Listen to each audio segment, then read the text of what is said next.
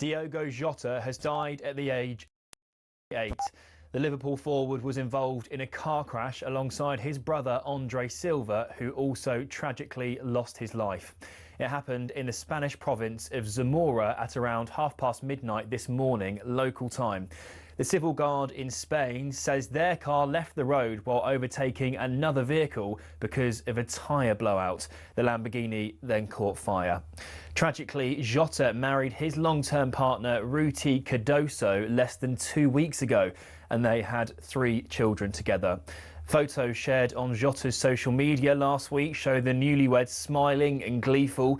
His 26-year-old brother was also a professional footballer playing for Portuguese second-tier club Penafiel. Jota, of course, was a key member of the Liverpool squad who won the title last season. He also played for clubs including Wolves, Atletico Madrid and Porto. In a statement, Liverpool said they're devastated by his death, calling it tragic and unimaginable. Liverpool FC's hierarchy also said they'll continue to fully support Jota's family, friends and teammates, as well as club staff. In Portugal, Porto have also shared heartfelt condolences to Jota and Silva's family and friends. The club said they're in shock and deep sorrow. Jota's final ever game was for Portugal last month, coming off the bench against Spain before his side lifted the Nations League trophy. The president of the Portuguese Football Federation has released a statement as well. Pedro Praneca said all of Portuguese football is completely devastated by the loss of both Jota and Silva. He called the Liverpool forward much more than an amazing player, saying he was an extraordinary person with an infectious joy. Finally, the Premier League says the pair's passing is tragic. The league added that football has lost a champion in Jota who will be forever missed. To recap, Diogo Jota and his brother Andre Silva have both died in a car crash in Spain. They were aged 28 and 26 respectively.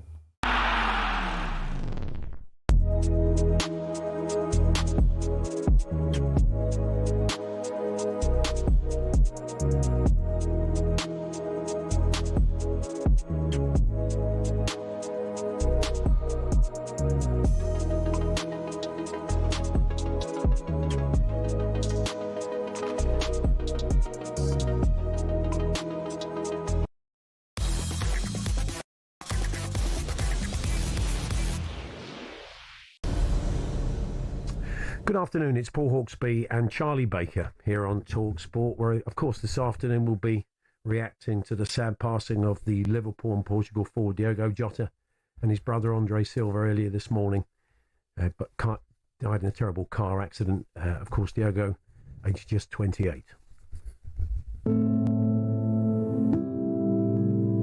The thing with Liverpool is we're not just a team, he's an honorary Scouser. We've lost one of his own. He was one of the greatest players that I've seen play for Wolves. Heartbreaking. I was shocked, like all of us. The memories start coming back of that team with that Nuno built. Diogo was just so humble. He was a fantastic player. You know, he was an honest player. He was never hiding. He'd always put 100% in. Very, very popular figure, as well as being an incredibly talented player. Everyone knows what it's like to lose someone. It feels like we've lost one of our own. Parents, his wife, 3 young children. Life is just like a candle flickering in the wind, isn't it? And these 2 guys have gone, and it's just like it brings it all home, really. He will be remembered so fondly for the goals, for the creativity, for the humility. His song was one of the ones that was sung the loudest and the longest. That was because there was a bond there. That's because we saw something in him that, you know, was our spirit fed back to us almost. Just shows like how precious his family is, and he was our number 20 and we won our 20th league title this year. I implore the club to retire that shirt. I think it'd be the right thing to do. Yes, awful news, Charlie, this morning when that broke around sort of 9:30 today. You couldn't quite process it, could you? Really, such a familiar face and player in the Premier League over a number of years and in the Championship for Wolves. And I think he was only married 10 days ago, as they were saying just there. Seeing the pictures of his 3 young kids and his wife, it's awful. Yeah, just on a human level, so sad to see a a life cut short in his prime. He's, as you say, father, brother, son, and as a footballer, just a hero to us all, seemingly living a dream life. And when that gets cut short, it's a shock because it reminds us of our own mortality. And as a footballer, I think he appeared fearless. He's exactly who you'd want on your team. Yeah. If you saw him on the bench, I can imagine as a Premier League fan, you'd think, oh, great, he's coming on, there's a goal there. Yeah. Never seemed to back down from a challenge or back down from trying to take on a defender, however big they were. Just sort of the best sort of footballer and seemingly a great human being as well. So that's really sad, Paul. That's pretty sad. Since the news broke earlier on today, that's been one of the themes, isn't it? We're going to be crossing to Portugal later on. I heard one of Jim's guests who had friends in the Portuguese camp saying that he spoke to somebody who was part of the Nations League backroom staff, and he was saying, they're all devastated because he was one of those players that found time for all the backroom staff there. Yeah. We've heard from Liverpool fans today we may catch up with someone later on who's got a tale of just little kindnesses along the way. Footballers get a bad rap sometimes, but it looks like he went above and beyond a few times for fans. And I think we've heard from a lot of fans today already. And these players kind of are part of your extended family, aren't they? You watch them every week. You're invested in their part of your football family, if you like. So you are kind of invested in what they do. And often when they come back, you're always pleased to see them come back. They are much like family. And that'll be true of Wolves fans. He was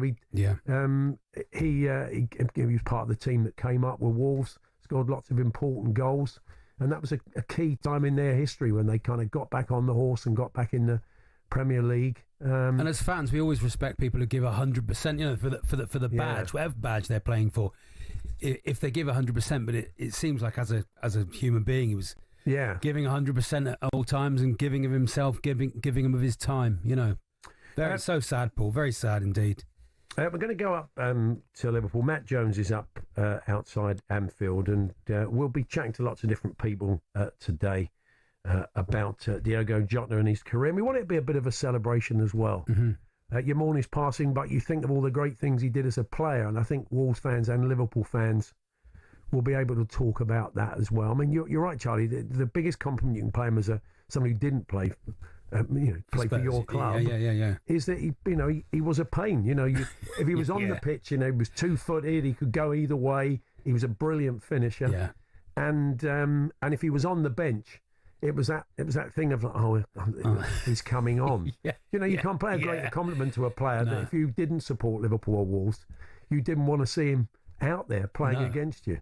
You felt like one of those players that sort of guaranteed a goal or guaranteed he'd come on and make something happen. In some ways, a throwback as well. As a player that would dribble, beat a player. Beat his man. Headers, good headers. Well, I think it can sort of help sometimes. As we said, they are part of your extended football family. And if you'd like to get in touch this afternoon, we would love to hear from you. 03717 223344. You can get in touch. 03717 223344. And talksport.com/H&J. You can text 81089. You can tweet to TSH&J, that's TSHANDJ, and send us your tributes to Diogo Jota today. They'll also be feeling at his brother's club. I see there was a statement from Penafiel, the club he played for in Portugal, understandably. I mean, it's a career that didn't hit the heights of his brother, but they were clearly very close. And Andre Silva, his that's brother. Right, who played. They were at Porto together as kids. So it's a terrible tragedy for their family. Really, but difficult. Naeem has got in touch with us today. Hi, how are you doing? Hi there. Hi. How are you? Yeah, good, thanks. You're a Liverpool fan, I understand. Yes. Just utterly devastated. After I heard the news this morning, I saw a message pop up on my phone. I just couldn't believe it, and so I had to check through it. But I was at my son's eldest son Adam's sports day at school, and it was just, devastating. Really, just thinking about his wife and kids and what they're going through. Yeah. My wife passed away, just about exactly a year ago, last June. Wow. And I think when things like this happen, it just sort of, all those memories come flooding back. Yeah. No, I'm sorry, but that's really, really sorry to hear that.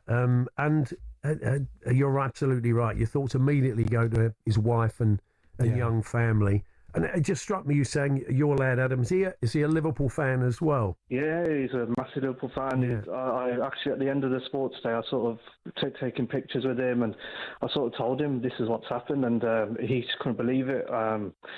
He was devastated. He just gave me a massive hug, and I think it all comes flooding back, about what happened to his mom, and then, what's happening now. I think it's quite raw.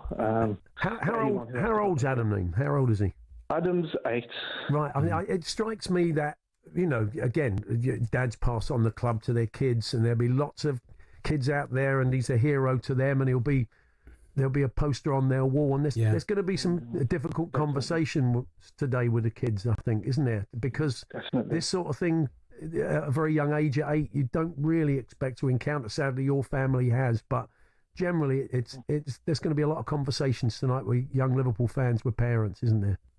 Most certainly, definitely. And like I said, I think the first and foremost, all the thoughts and prayers go out to the wife and kids, and I certainly know what they're going through. Yeah. So I think it's, hopefully they can get through this, and yeah, it'll be great. Really appreciate you calling in and sending you some love and strength, Neil. Thanks very much for your call. Take care. Yes, 03717223344, talksport.com/H&J, text to 81089 or tweet to TSH&J if you'd like to get in touch this afternoon. We will head up to Anfield and chat to Matt Jones, who's outside the ground. Lots of people leaving tributes, shirts, flowers, and we'll be hearing from some of the fans a little bit later on. Tony Evans, a Liverpool fan, journalist and author, will be joining us for a chat as well. We'll be in Portugal later on this hour. And we will chat to Wolves fans as well. We'd love to hear from you. I'm sure there's many happy memories before he moved on from Liverpool. He made a real impact on your club, as we said, at a kind of crucial time for the club. So, yeah, we would welcome. Maybe opposing fans want to come on and tell us when they came on against them as well, and some great goals that he scored. Well, I remember him scoring the last-minute winner against us a couple of years ago. But it was one of those players you coveted because he could play anywhere along the front. He could sit a little bit deeper.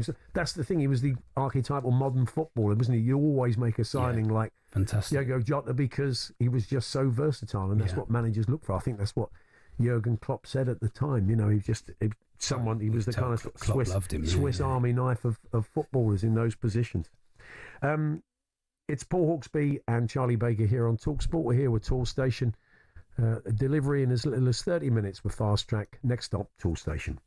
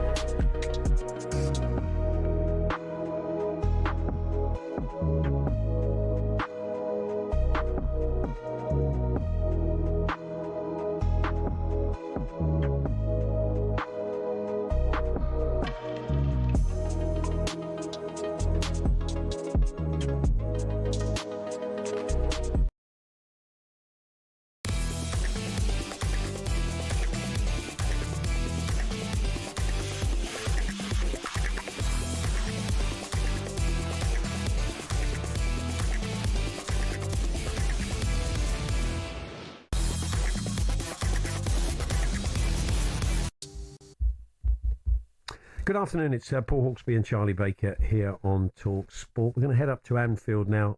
Matt Jones is outside the Liverpool ground. Good afternoon, Matt. Hello, Matt. Good afternoon, both. I guess there's been a steady stream of Liverpool fans turning up from more or less the moment the news broke, Matt.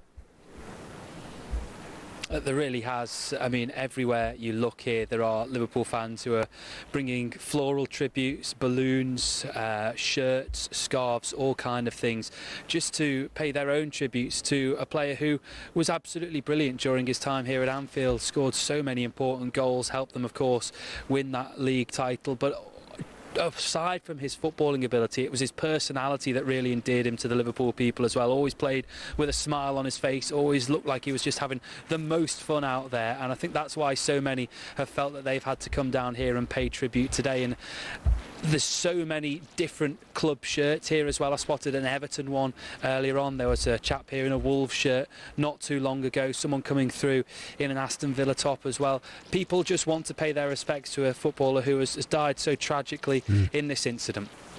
Yeah, 47 goals and 123 appearances for Liverpool, and you've got to remember as well, he's normally off the bench for that as well, so it really is some record for him, isn't it, Matt? Look, Liverpool have one of, if not the best striker in the world in Mo Salah, but if you speak to people who come here to Anfield regularly, they'll tell you that Diogo Jota was just as good a finisher as Mo Salah was on his day. The problem was that, sadly, he had a number of injuries that kept him out for a significant period of time, but he still made his impact pretty much every time he came on the field, be it under Jurgen Klopp or be it under Arne Slot, and as I say, helped Liverpool win 3 major trophies, helped Portugal win international honours as well. He was clearly such an incredibly talented footballer.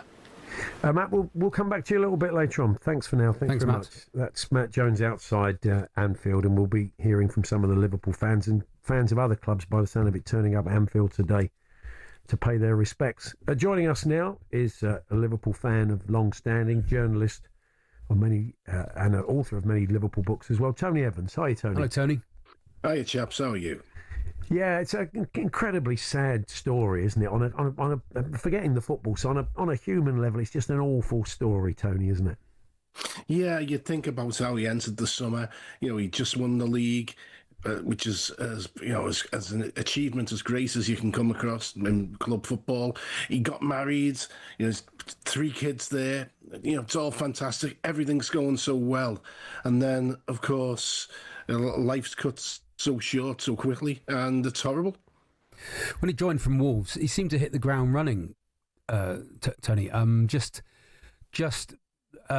think Wolves fans were sad to see him go, but obviously they got a good fee for him. But he just seemed to give 100% every single game. The Liverpool fans seemed to love him. Yeah, I mean, the effort and energy put into the game was amazing, and he had an eye for goal. You know, as you said before, Charlie, the injuries have hampered him somewhat, but you know, he buzzed around, and he was a clever player. What always struck me about him is how good in the air he was. Yeah. You know, because he wasn't very tall. Yeah. But no, he's the sort of player you need in the squad, and had the injuries not been so frequent, I'm sure he would have been much more of a regular first-team player. He had his own song, didn't he? Which I think a lot of people would have seen on social media today, and being serenaded by the fans and reacting to that, I think, after the title win. And there's been a lot of talk about retiring the 20 shirt. That features in the song. You do sense that is going to happen, Tony, don't you? Well, yeah, probably will. I mean, we don't actually see that many high-profile players die in this way, in an accident. I mean, you know, I can think of, obviously, Salah and the plane crash, you know, going to Cardiff. But again, he didn't play over here. He was just on his way over. The one that really comes to mind is Tottenham John White, who was hit by lightning. Yeah. And I think that kind of tells you something. I mean, obviously, I grew up in an environment where I wasn't a Tottenham fan and all that, but it was in the national consciousness. I remember people talking about John White for 20 years or more. Yeah. It's drifted away because we're nearly, 60 years? Well, we are more than 60 years away from it. But certainly it's stuck in my mind. Yeah. And I think Jota will. I had a text from a friend of mine who said he took his little fella, 5-year-old, to his first game, and Jota scored twice, and after that he was his hero. And he says, I'm dreading picking him up from school today, because he'll be heartbroken. And that's it. These players mean something to people, and they become icons. And to see his life cut so short is just horrible. We were just talking to Naim, who's a Liverpool fan, who's a young lad. Adam's 8, and his dad's tried to explain. He was at his school sports day, and he tried to explain to him what had happened. But as we were saying to him, it's going to be difficult. He was a hero. He was part of a team that they hero worship when they're that sort of age. And you're right, they've probably got no experience of something like this happening, of someone being cut down in their prime, someone they watch every week, whether they're at Anfield, they're on TV, suddenly not being there anymore. It's going to take a bit for them to process, I think. Yeah, definitely, and it's there's no preparation for anything like this. There's someone all of a sudden they're in the prime and then they're gone, and that's I mean, in any walk of life, never mind football. When something like this happens, an accident like this happens, it's really hard to comprehend, and it's but the fact that he's so high profile and it'll be on the television, the rolling news is is Jota all the way. I mean, we're talking about it now. It's something that you can't hide from, and for all the youngsters who are sort of into the game and who have his name on the shirt, it's going to be a really sickening day for them. Yeah. Because we were saying earlier, they are kind of part of your wider football family, aren't they? You've got your immediate family, and then you support your team, and you're kind of invested. When they're at your club, you're invested in these guys, especially if they stick around and they achieve stuff. They kind of win a place in your heart. So it's the escapism of football, isn't it? And then suddenly that balloon is popped by something like this. It makes it too real. Yeah, it does. It brings it home to you. The stuff that you want to leave outside the grounds. Yeah. It brings you. And I always think to myself, the way I look at players from any club is that there's players who come and they go through, they're gone, they barely leave an impression. But when you've been there 5 years, then there's a sense that you are part of the club, because that's a significant proportion of any player's career. And, there are certain players who've been there, and people say to me, do you think of them as a Liverpool player? I go, no, not really. They weren't there long enough. But Jota was there to become almost part of the furniture. And you think, I'd always think of him as a Liverpool player. And sadly, he's frozen in that moment, the title winning moment. And, it's one of them you wish he would have got older and you see him age, but no, he'll forever be the man of that moment. Yeah, no, absolutely. And he won so much at the club and achieved so much at the club. It's I mean, it's going to be, I'm sure everybody, all the players, all of his teammates, wherever they are, whether on holiday or international, whatever they're up to, they're all going to be sort of feeling it. I mean, I think probably Cristiano Ronaldo saying, it doesn't make sense. I mean, that must be that immediate feeling, really, that you've been with someone so recently, won a trophy with them, they're part of your life, and then suddenly they're gone. Yeah, and one of the things that people outside football probably don't realise is how small a community it is and how everyone knows each other. And a lot of people have worked with each other at different clubs or on international football. So Jota's reach will go way beyond Anfield, way beyond Liverpool. There'll be that shockwave will have travelled across the game and across the world, and people will be, sort of what it's done to Anfield. You think you come out of a title-winning year, and then at the parade there was the incident with the car and into the crowd, and then you think, oh well, okay. That's no real harm done. We can move on. It's turned into a really good summer, and then something like this happens, and it will throw the players and the staff into despair. They'll bounce back from it because that's what they do. But it's not what you expect from a summer like this. You'd expect a happy Diogo Jota to bounce back into training and be prepared for the new season. It's sad that we'll never see him play again. And you make a very good point, Tony, because we often see that all the Portuguese players that play in this country, and not just those that play up on Merseyside or in the northwest, players all because they you see this with players. The Argentinian players get together, all at different clubs, all in different parts of the country, but they form a bit of a brotherhood. They're a bit of a support network for them, and their families are, and their wives are. So, again, I think along with everybody else, all Portuguese players in this country would have known him and probably been close to him, will be feeling it today. Oh yeah, there'll be lots of people who it's very, very close to home for them, and sort of my thoughts and sympathies go out to everyone connected with his friends and his family, and to lose his brother as well. The poor family back in Portugal. It's mind-boggling. Tony, thanks for joining us. Appreciate it. Thank you. That's Liverpool fan, journalist and author Tony Evans. We'll be in Portugal to chat to Pedro Sepulveda a little bit later on, who's a Portuguese football expert. And we're going to talk Wolves in this half hour as well, and the impact he had. Part of the team, scored plenty of goals that season to get them back up. Yeah. And, really was, if you like, was better than the Championship. He came from Porto. He was 19 in the Championship, I think he scored. George Mendes signing when he was involved with a club, and I'm sure Wolves fans were thinking, blimey, this guy's good. We'll talk about that a little bit later on. But we're going to head to Wimbledon now, bring you an update on the day's play so far with Lisa O'Sullivan. And that is the welcome for Dan Evans, who is strolling onto centre court alongside seven-time champion Novak Djokovic. The Brits got a 100% unbeaten record against the man who's won 24 Grand Slam titles. OK, so they've only met once. It was 4 years ago in Monte Carlo, but a win is a win. We still have two more British men to play on day 4, with wildcard Arthur Ferry coming back at 2 sets down to finish his match against Italy's Luciano Darderi. Bad light stopping play last night. Jack Draper, the world number 4, will take on Marin Cilic on court number 1 in the favoured spot for the TV schedulers. That's around about tea time. And earlier, his carpool pal Jack Pinnington-Jones lost in straight sets to the 22nd seed Flavio Cobolli.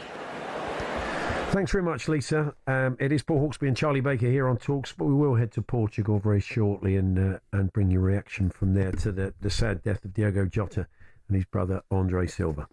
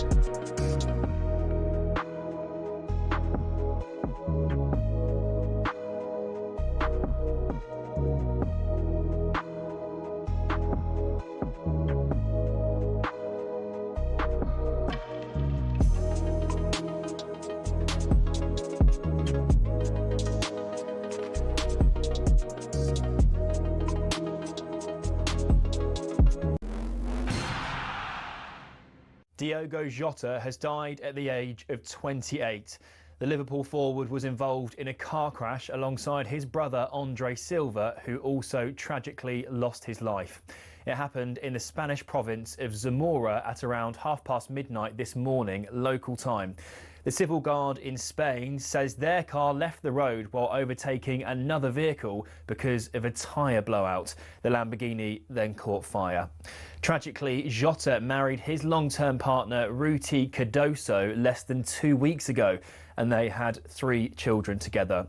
Photos shared on Jota's social media last week show the newlyweds smiling and gleeful.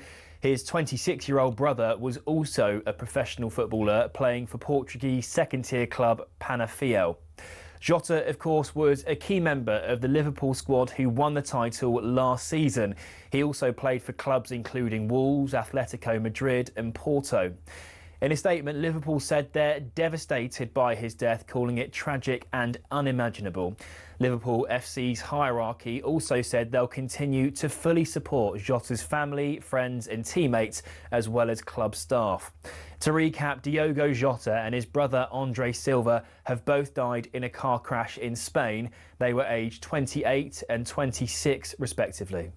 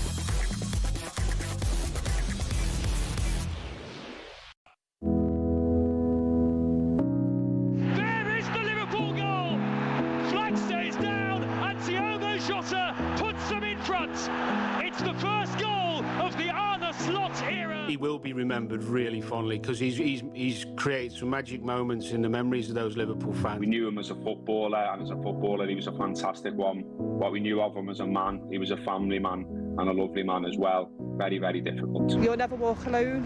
You're always in our hearts. Never forget you. Never forget. It's Paul Hawksbee and Charlie Baker here on talkSPORT, of course, reacting to the sad passing of Diogo Jota and his brother Andre Silva in the early hours of this morning in a car accident.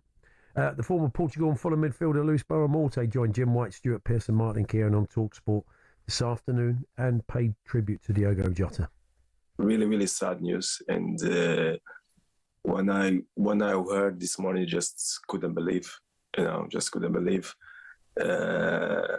Different generation than mine, but always like nice guy to speak to and talk. Like when we cross each other, either at the airport when we are flying from Lisbon to London and he was flying to Liverpool, or when we cross each other on the beach, then we always like used to play with each other. That's so really, really sad news. So just couldn't believe.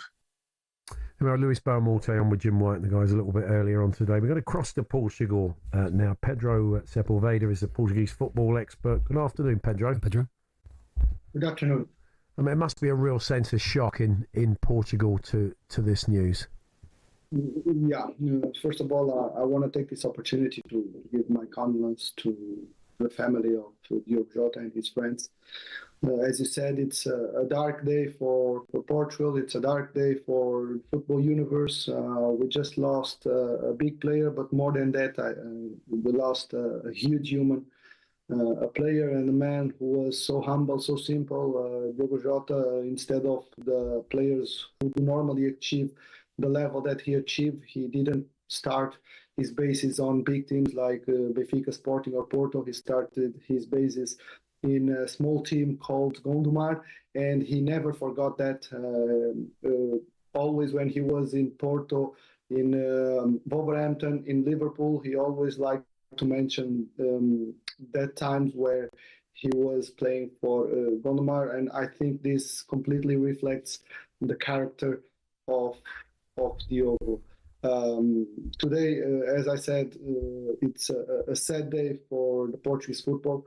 We don't talk about anything else nowadays in Portuguese television. I think the same in UK. It's a tragedy, and I really think that this is affecting mainly the national team dressing room. You mentioned it on a human level. We've been hearing stories today of him say little kindnesses to Liverpool fans and Wolves fans and more. You obviously encountered him in mixed zones and in interviews. What was your experience of him as a man, Pedro?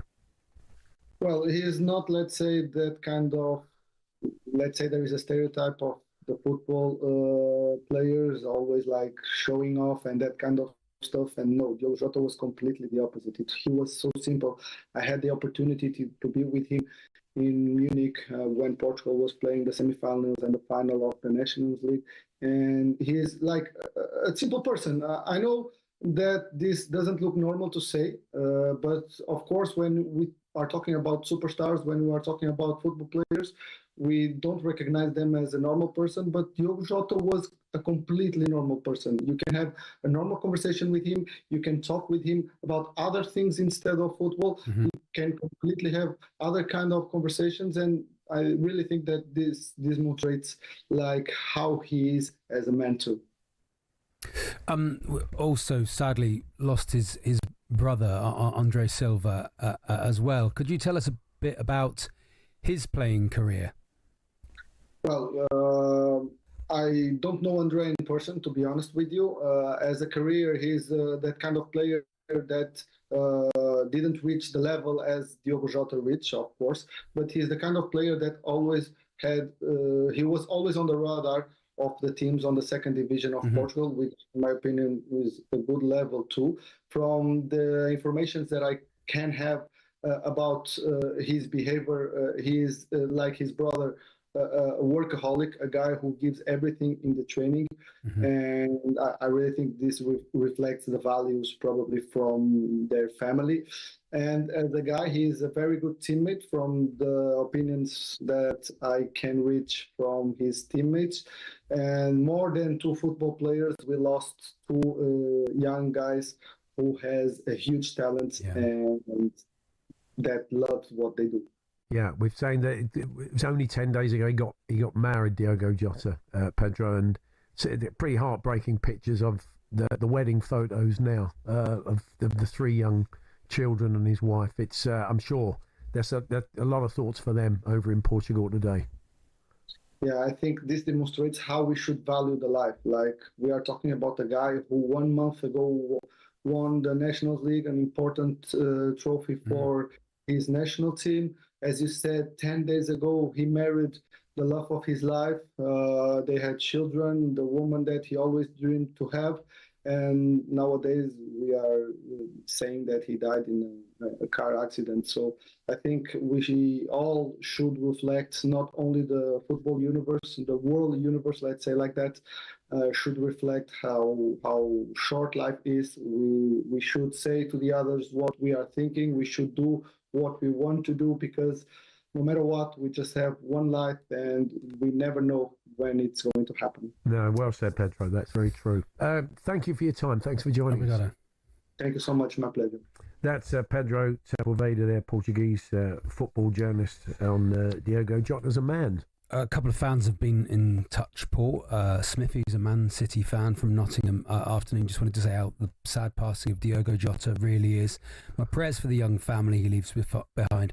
Young fans who believe these high-profile players are invincible will just realise how brittle life really is. Absolutely, yeah. Mirrors what Pedro was saying there, was you've got to live your life, haven't you, Paul? You've got to go out there and live it.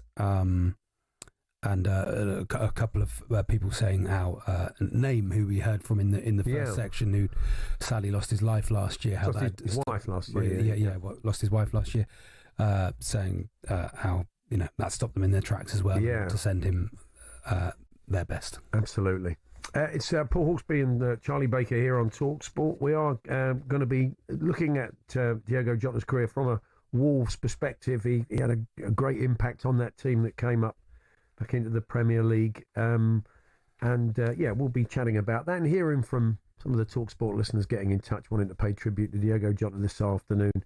We're here as always with Toolstation. You get thousands of products delivered to you with Fast Track on the Toolstation app. Next stop, Toolstation.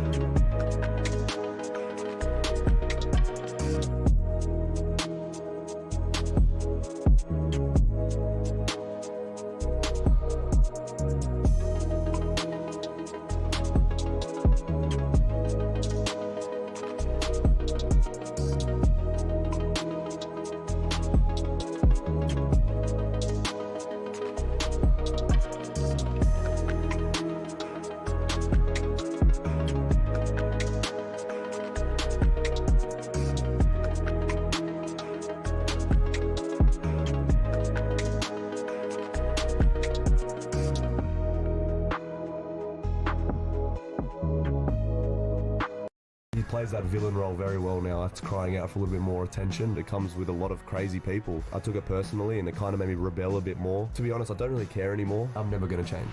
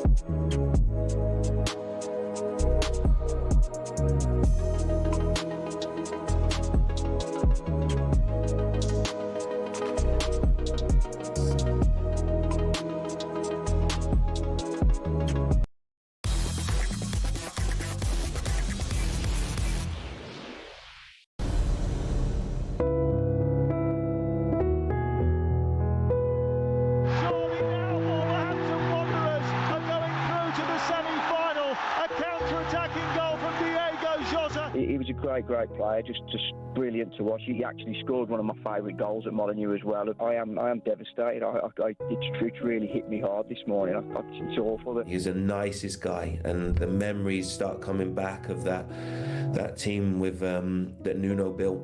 You know, that he was part of that first season in the Championship and the team that Nuno built, and Diogo was just so humble. Paul Hawksbee and Charlie Baker here on talkSPORT, and a Wolves perspective on the career of Diogo Jota and his time there. Dave from the Always Wolves Fan TV joins us now. Hi, Dave. Hi, Dave. Yeah, good afternoon. Really sad to be joining you on such a sad day, really. It's just still not really sunk in. It's shocking. It's so tragic. It's really sad. I mean, Wolves fans would have been sad to see him go, but I think you turned 40 million into 41, and you had great times with him, didn't you?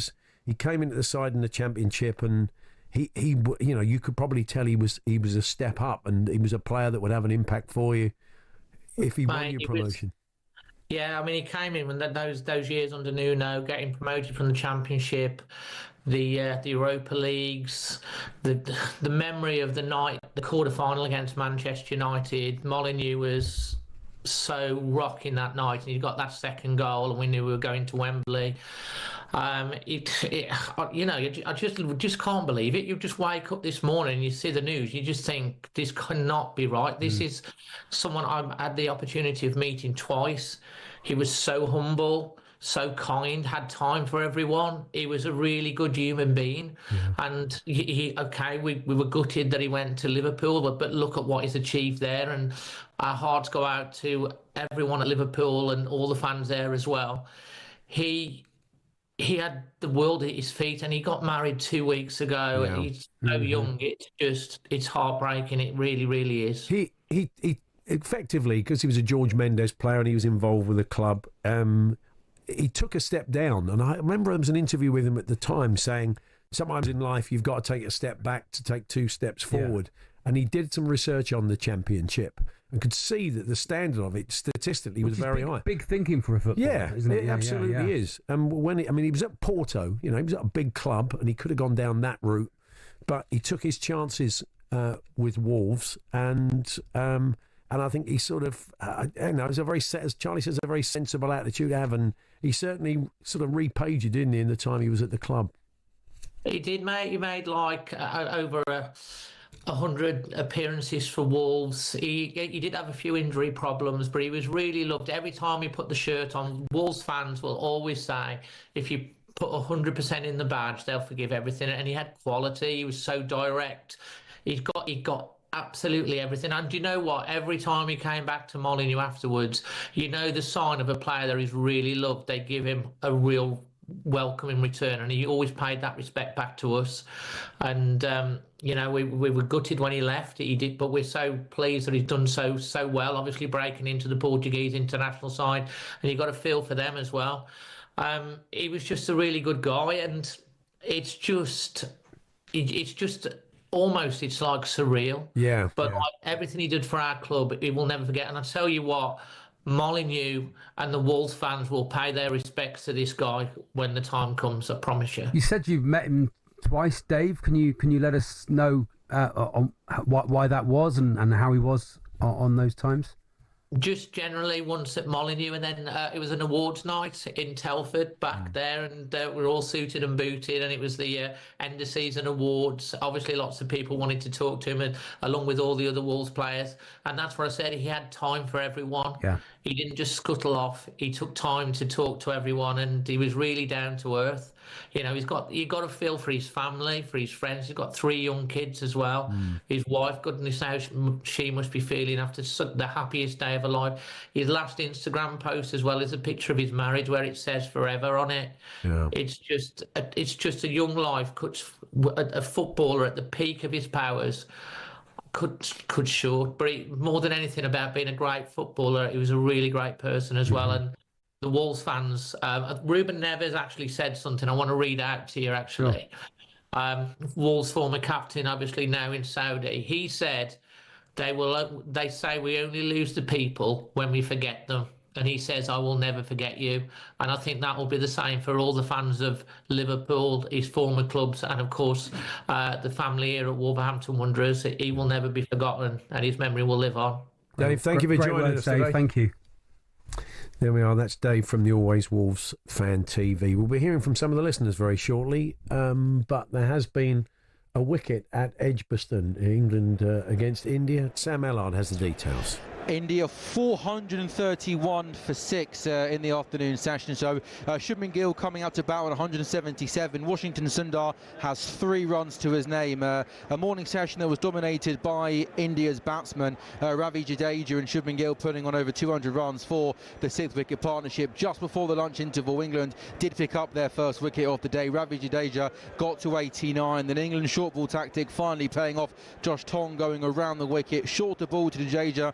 They got to him a bit quicker than he thought, on his toes, tried to fend it off, took the glove, and it was caught by Jamie Smith. After lunch, England got spin from 1 in the Sharjah, and Josh Tong is carrying on from the other end with the short ball tactic. Washington Sundar 3 from 25, not particularly comfortable with the short ball tactic, was hit on the forearm. Shubman Gill on 178, just seeing the first glorious drive through the covers after lunch. A full ball from Sheryl Bashir, and it was driven beautifully. He's got 178 to his name, passing 150 for the first time in his Test match career. He looks so comfortable, solid in defence, putting away the bad balls. So England, Paul, searching for 4 wickets in the afternoon session. India will be desperate to get up to 500 runs. The sun is shining. It's a flat wicket. Shubman Gill 22 runs away from a double 100 as the India Test match captain. India after lunch 432 for 6.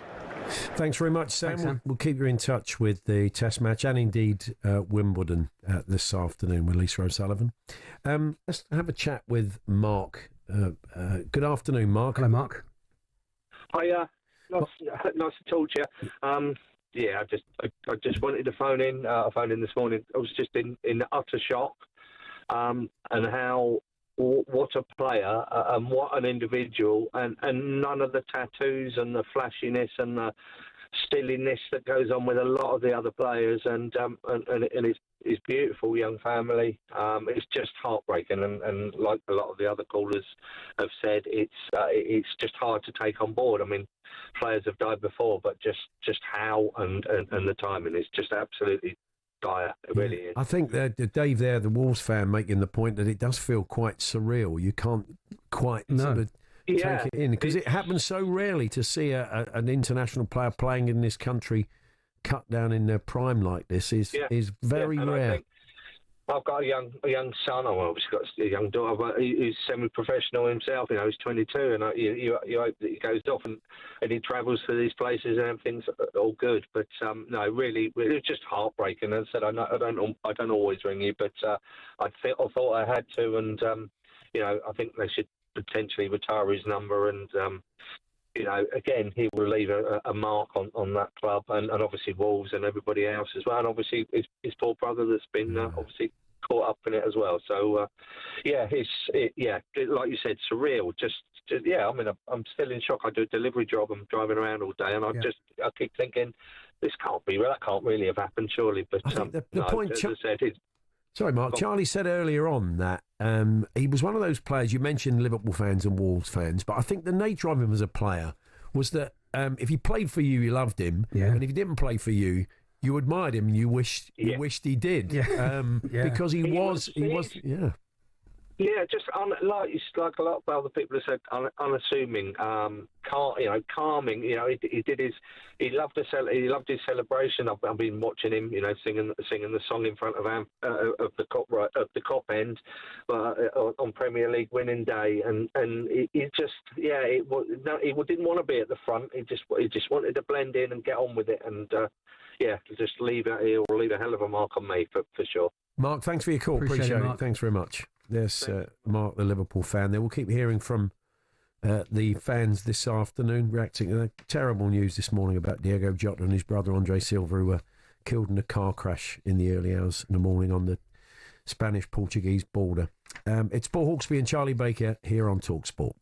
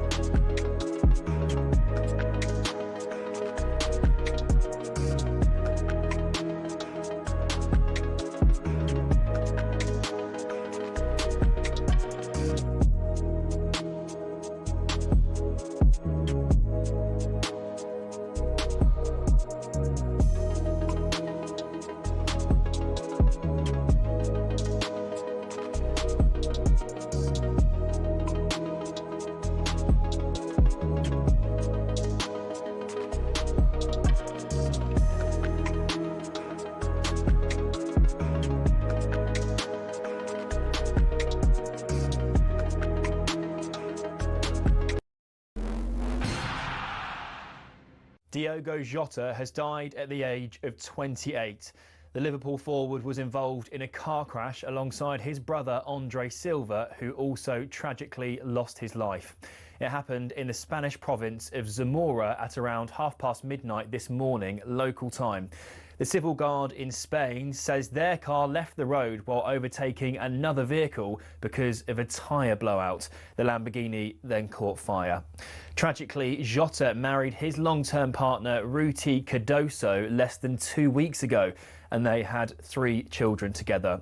Photos shared on Jota's social media last week show the newlyweds smiling and gleeful. His 26-year-old brother was also a professional footballer playing for Portuguese second-tier club Penafiel. Jota, of course, was a key member of the Liverpool squad who won the title last season. He also played for clubs including Wolves, Atletico Madrid and Porto. In a statement, Liverpool said they're devastated by his death, calling it tragic and unimaginable. Liverpool FC's hierarchy also said they'll continue to fully support Jota's family, friends and teammates, as well as club staff. In Portugal, Porto have also shared heartfelt condolences to Jota and Silva's family and friends. The club said they're in shock and deep sorrow. Jota's final ever game was for Portugal last month, coming off the bench against Spain before his side lifted the Nations League trophy. The president of the Portuguese Football Federation has released a statement as well. Pedro Praneca said all of Portuguese football is completely devastated by the loss of both Jota and Silva. He called the Liverpool forward much more than an amazing player, saying he was an extraordinary person with an infectious joy. Finally, the Premier League says the pair's passing is tragic. The league added that football has lost a champion in Jota who will be forever missed. To recap, Diogo Jota and his brother Andre Silva have both died in a car crash in Spain. They were aged 28 and 26 respectively.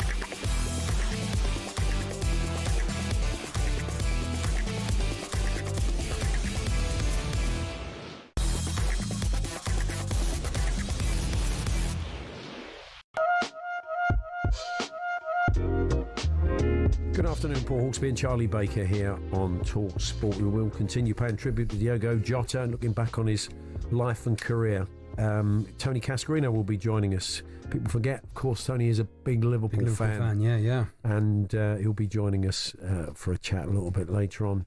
And Alex Dibble will join us as well, as you've been hearing, former colleagues and friends and people from the world of sport and beyond have been reacting to Diogo Jota's death. And Alex Dibble's going to pop in and see us a little bit later on, and we'll hear from many people on social media and beyond with their tributes today.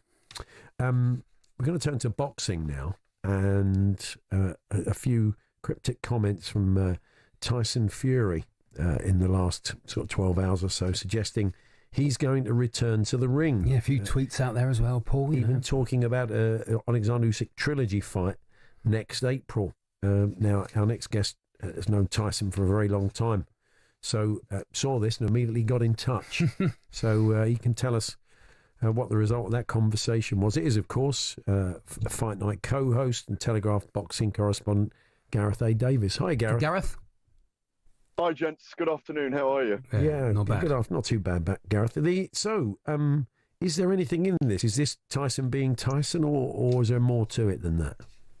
Well, serendipitously, I'm out here in Istanbul with Tyson Fury at the moment, and just on my way to the airport, it's him jiggling around in the back of a taxi. I'm holding my phone, but first heard that Turki Al Sheikh had got in touch with Spencer Brown and Tyson Fury yesterday and the day before. Obviously, Tyson Fury was out here with many of us at the International Boxing Association Golden Era press conference. The big fight last night, brilliant victory for the young British boxer Jazza Dickens, by the way, in the main event. There were bare knuckle fights and gloved fights. It was a brilliant event. The President Umar Kremlev had invited Tyson Fury and Bud Crawford, Terence Bud Crawford, over, and a host of other names: David Hay, Derek Chisora, Jarrell Miller, Shannon Briggs, members of Muhammad Ali's family. Conor Benn was out. It was an absolute panoply of stars and a big launch for them. And Tyson Fury sat at a 2.5-hour press conference up on the top stage and had fielded a media scrum with all the YouTube channels in the morning, in which he'd said, look, he was just hinting at this. He'd said, I've watched the fight with Alexander Usyk, the December fight, the second fight, the undisputed fight, about 250 times. I'm quoting him here, and I think I won by 5 rounds. I really want a third fight with him. I don't think he won either of those fights, but they were both very close.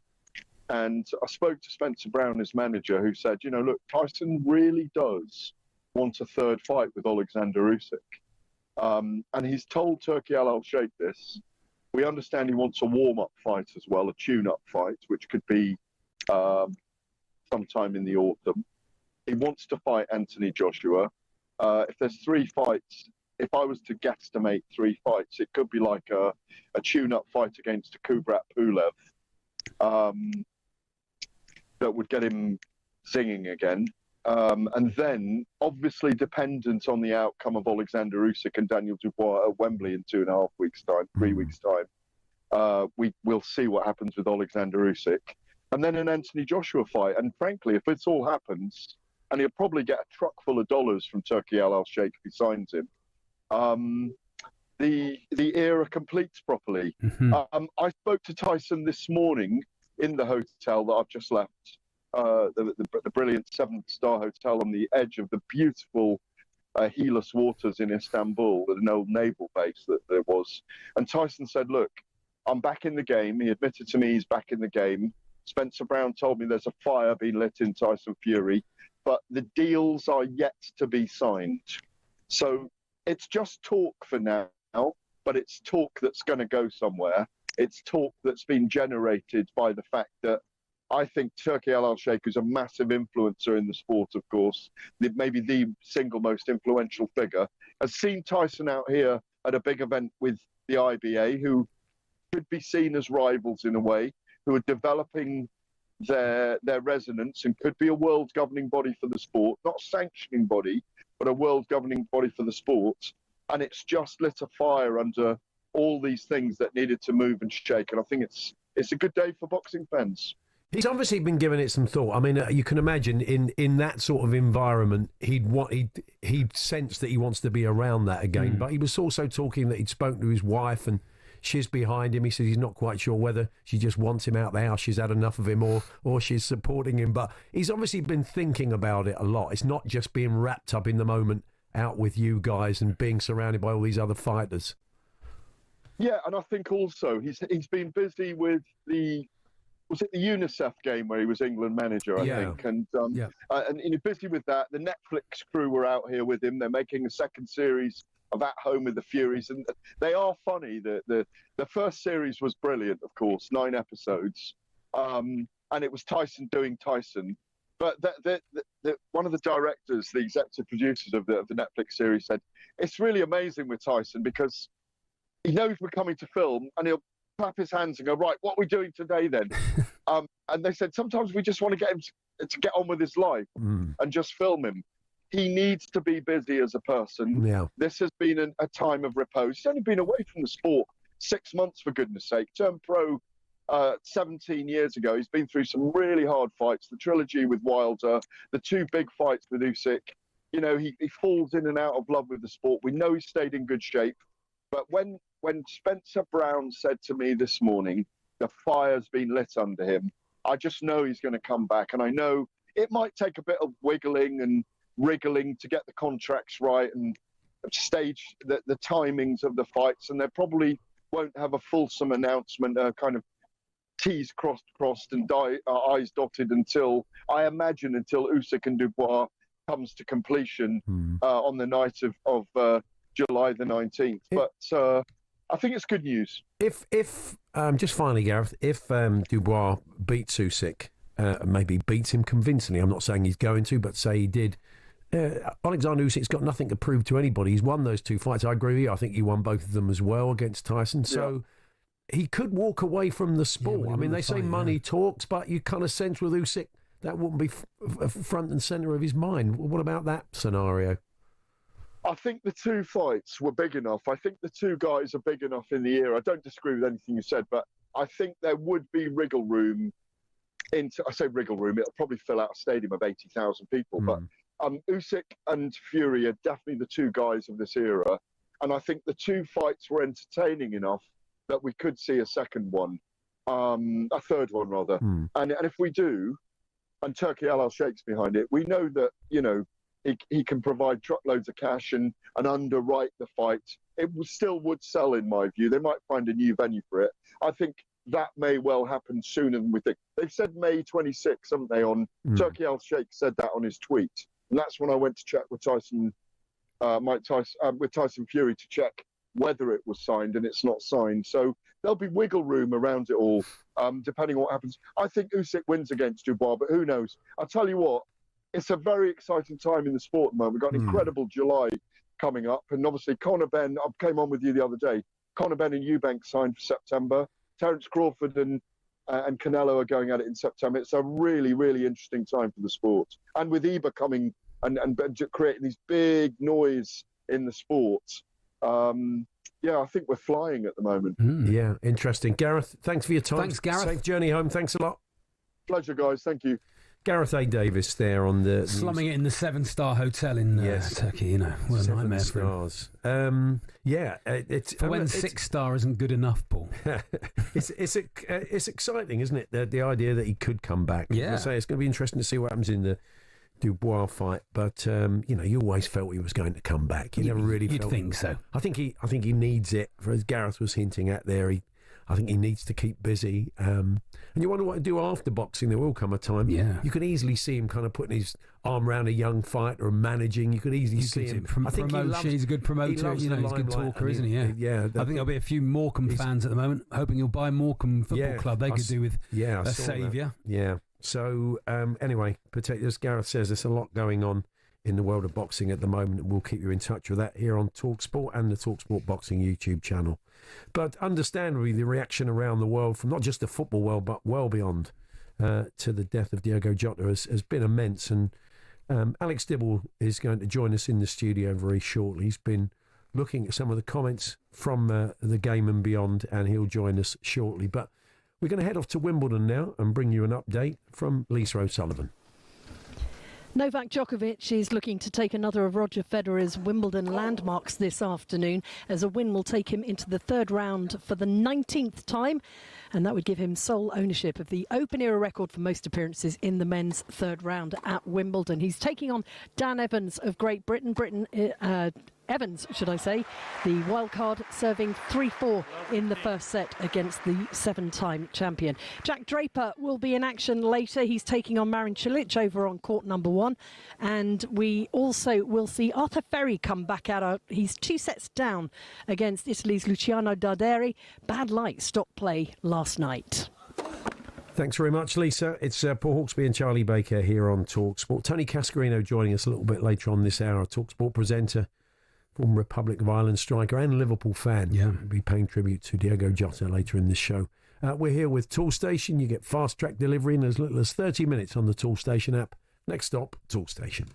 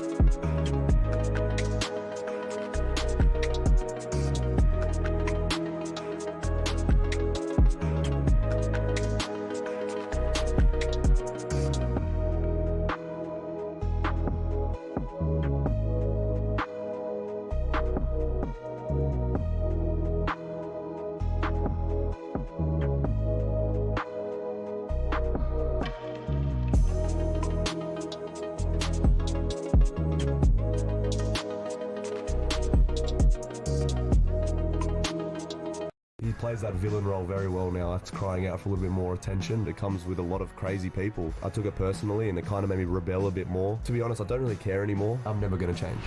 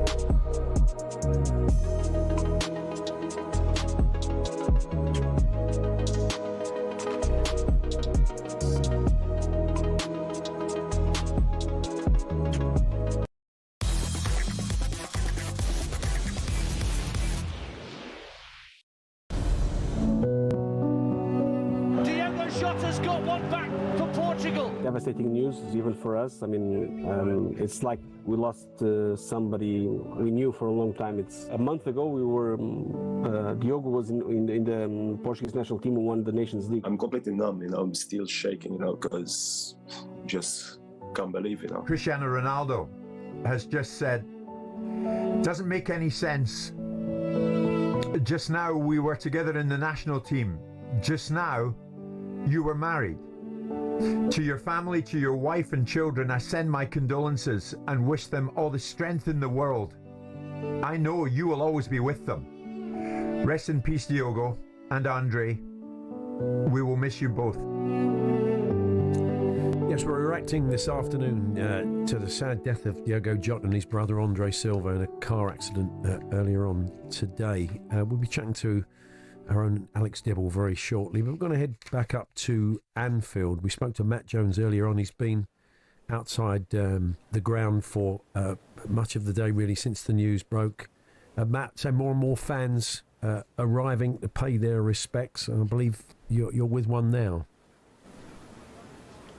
Yeah, they certainly are. People just continuing to flood here to Anfield to pay tribute to one of their great players over the last few years. Floral tributes, balloons and the like being brought, as well as scarves and shirts. I've seen one fan who had a Diogo Jota signed shirt which he was wearing today in tribute as well. I'm joined by one Liverpool fan, Vinny. Vinny, just tell us why you felt you had to come down here today.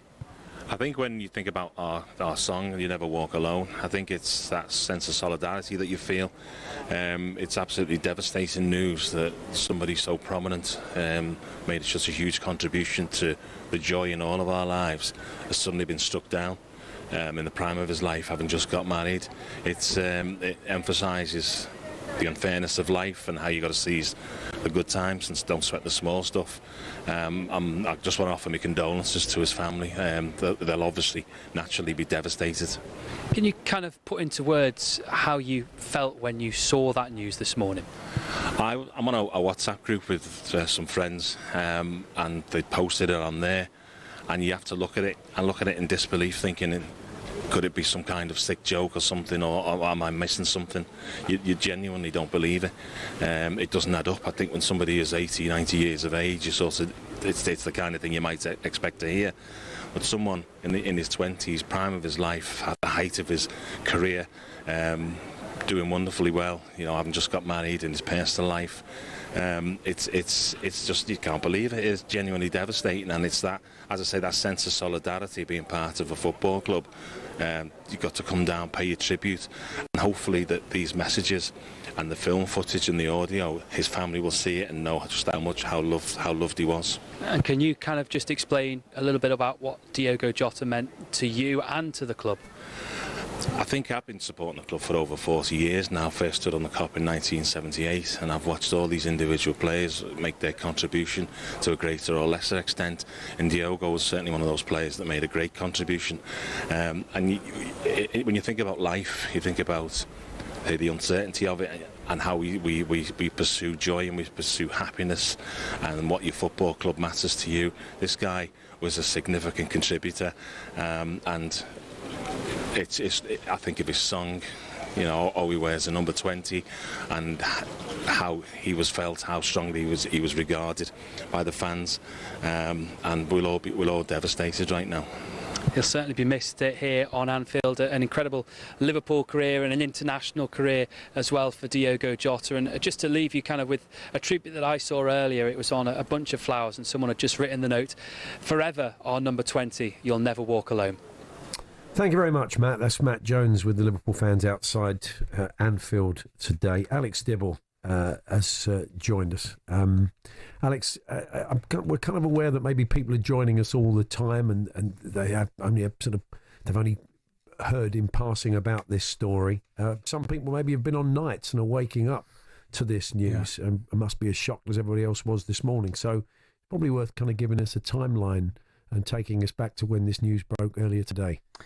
Yeah, well, it was at about midnight Spanish time when a car left the road at speed and the crash occurred.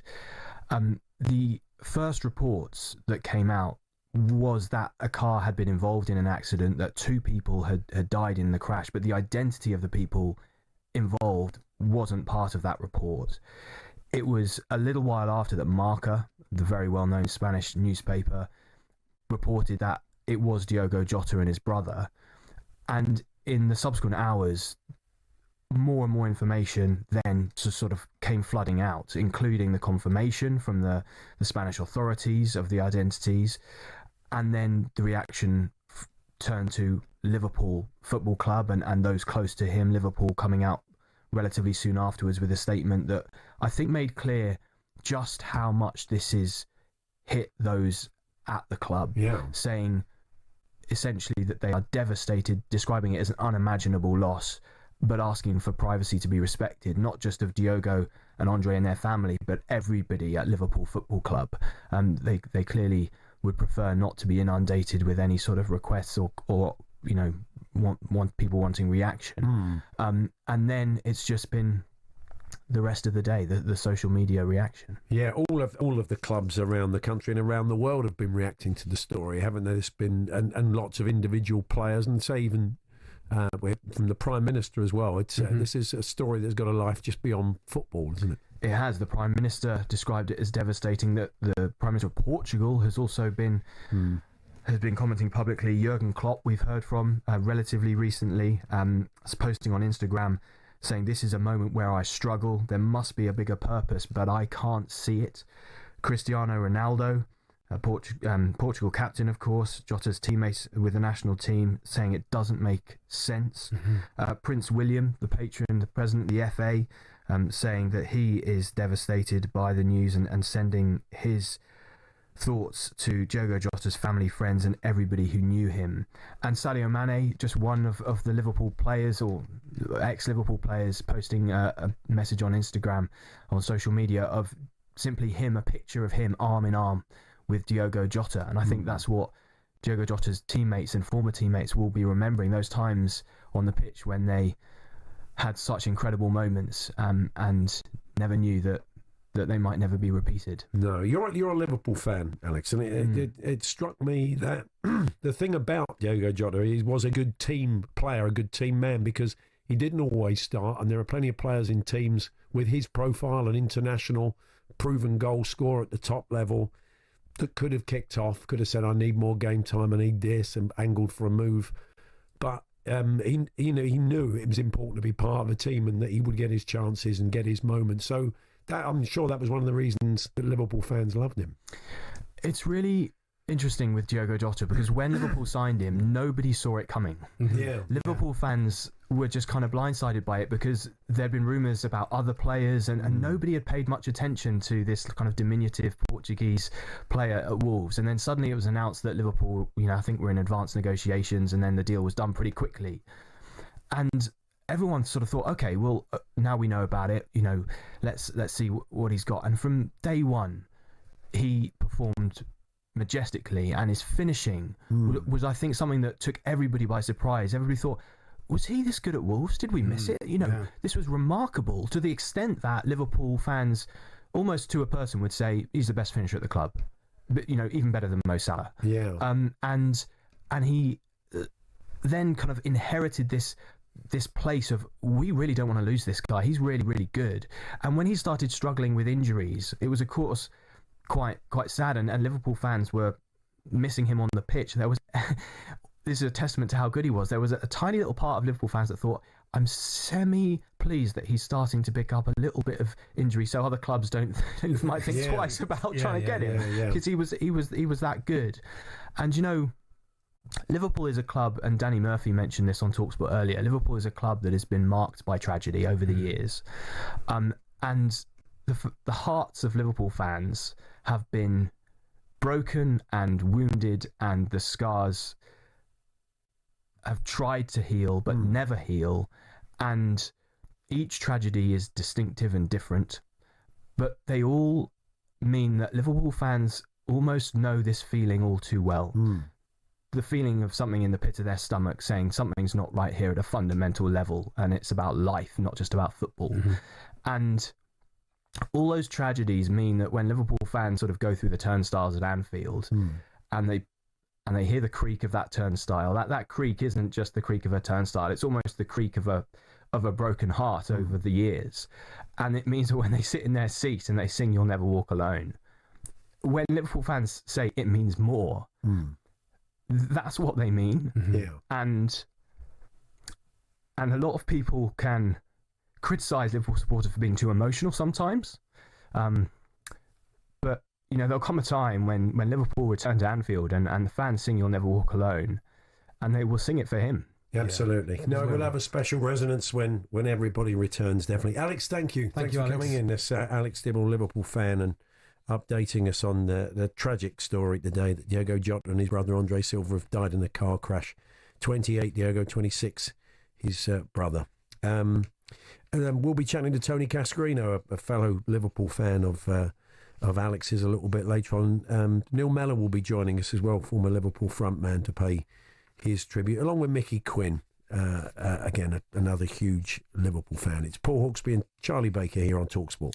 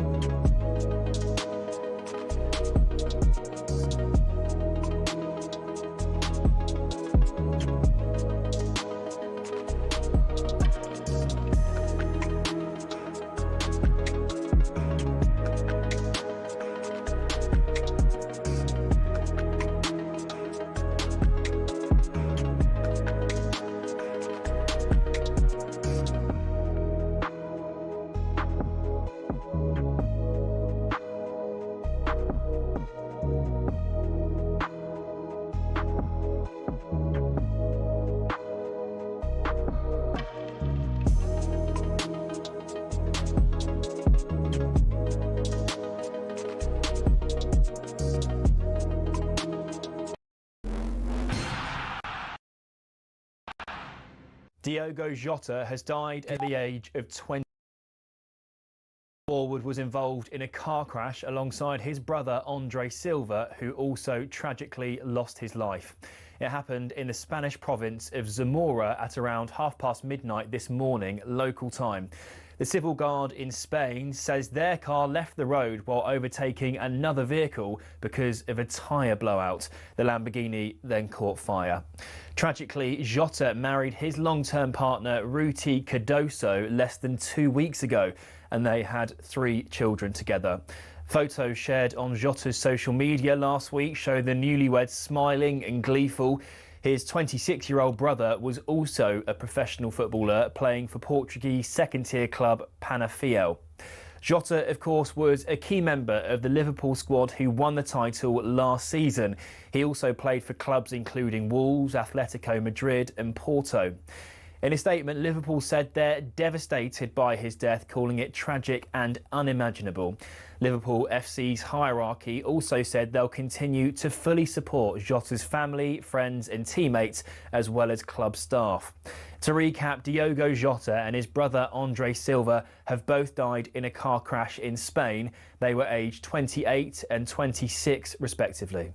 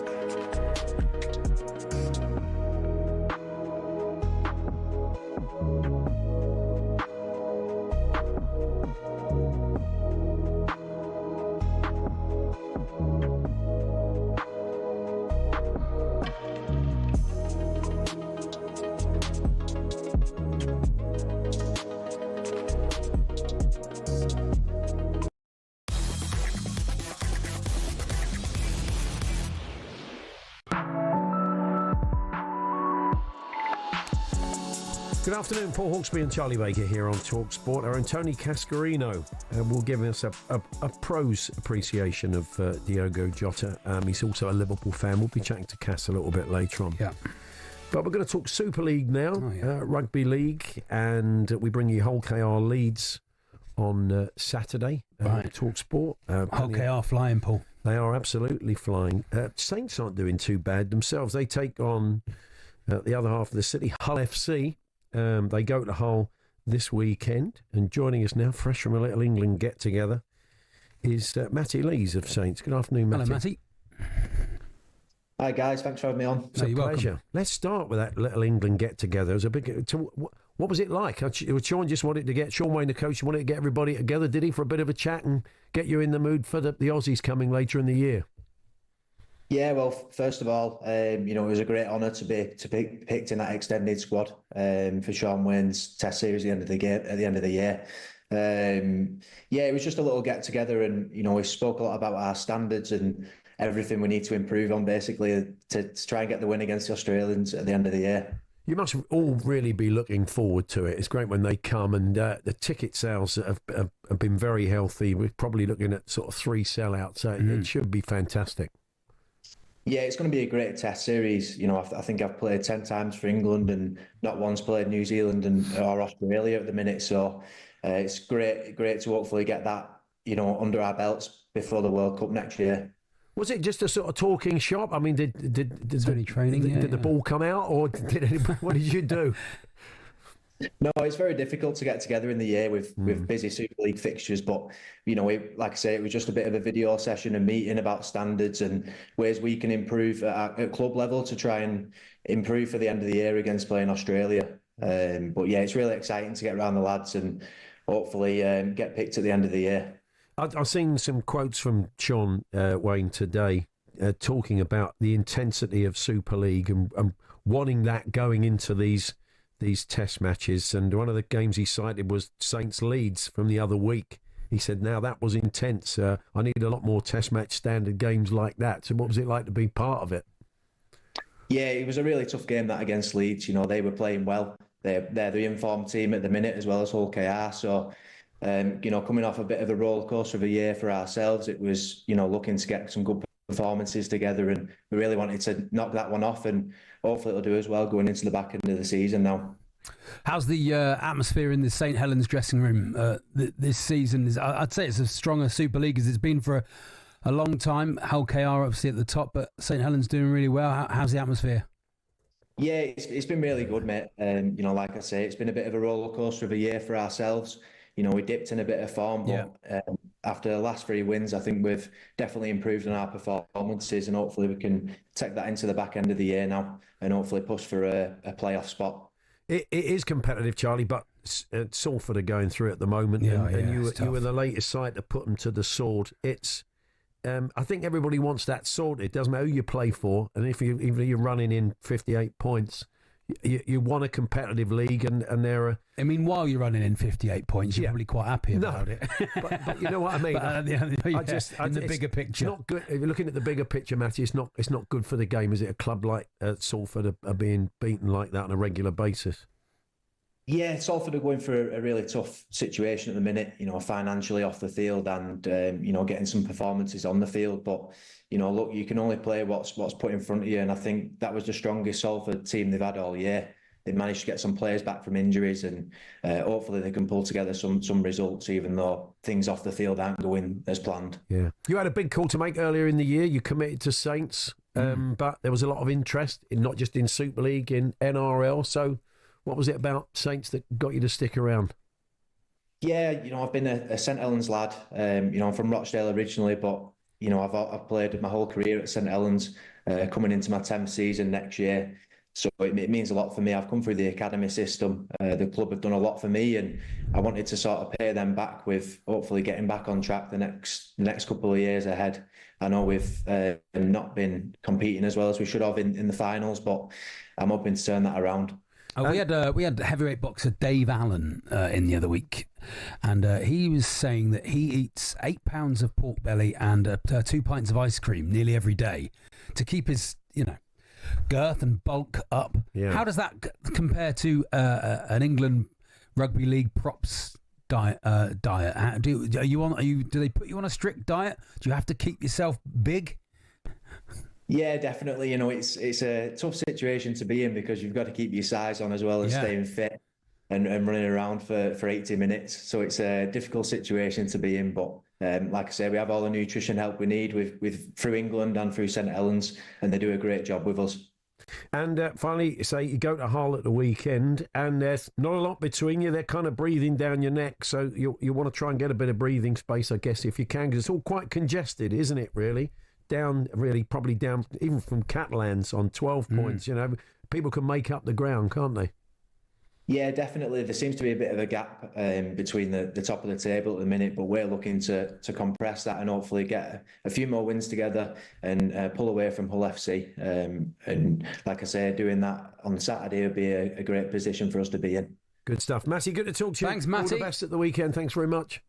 Thank you, guys. Cheers. Matty Lee's there, the Saints prop. As we said, we'll be bringing you Hull KR versus Leeds Rhinos. That'll be good. It should be a cracking game. Yeah, cracker. Matty said they are the informed team leads at the moment, so yeah, that should be a hell of a match. So we'll bring you that Saturday afternoon here on talkSPORT 2. Let's head to Edgbaston. We're going to get an update on the cricket for you now, and India homing in on a milestone figure, I think, Sam Ellard. Yeah, they're moving along pretty quickly after lunch, as you would expect. Resuming 419 for 6. Been playing for just an hour in this afternoon session. The score now 496 for 6. Shubman Gill, the India captain, has a double 100. Becoming the India captain is, as we know, a pretty high-pressure job. Lots of eyes on you. Shubman Gill, a young captain at 25, certainly with the bat, isn't feeling any of that pressure. A test match 100 last time out. He's gone one better here. It's his 200 coming up from from 311 balls, an incredible innings. He's added 22 runs since going to his double 100. Harry Brook brought into the attack last over. Ben Stokes desperate to try and break this partnership worth 82 runs. We saw 3 boundaries in the Harry Brook over. So Gill's got 222 to his name. Washington Sundar brought into the team pure for his ability to spin the ball, but also to offer a little bit of extra batting lower down the order. India saw 2 collapses with the bat in their first test match. Washington Sundar's got 23 runs to his name, and I think this England team are desperate to get off the field. Shubman Gill, double 100 to his name. India 496 for 6. And in compiling that big score yesterday, Sam, I mean, everybody was making the point it was flawless. He really offered England's bowlers very little, or their fielders. I mean, has that been true since? Have we had any near misses?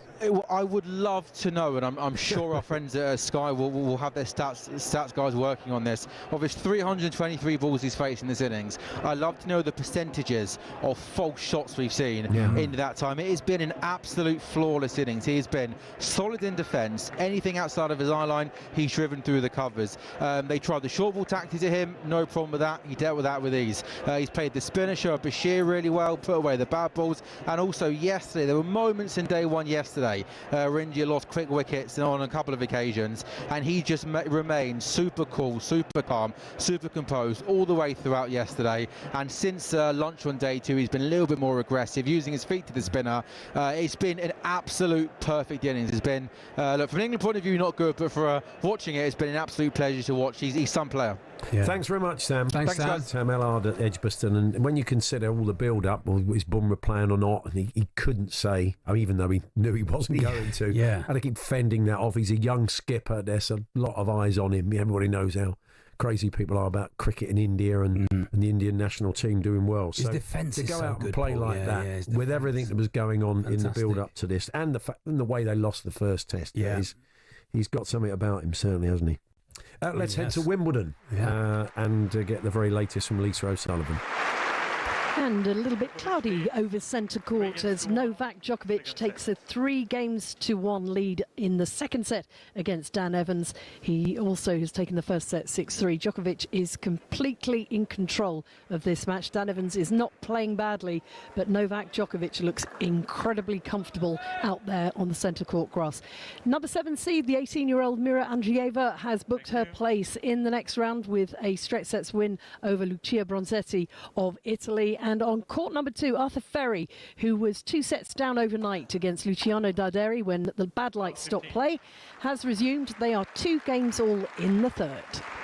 Thank you very much, Lisa. It's Paul Hawksbee and Charlie Baker here on talkSPORT. This afternoon we're reacting to the sad news of the death of Diogo Jota, the Liverpool frontman, and his brother, Andre Silva. Tony Cascarino is a Liverpool fan, and we're going to chat to Tony very shortly and get a player's appreciation of Diogo Jota. It's Hawksbee and Baker with Toolstation, delivering as little as 30 minutes with Fast Track. Next stop, Toolstation.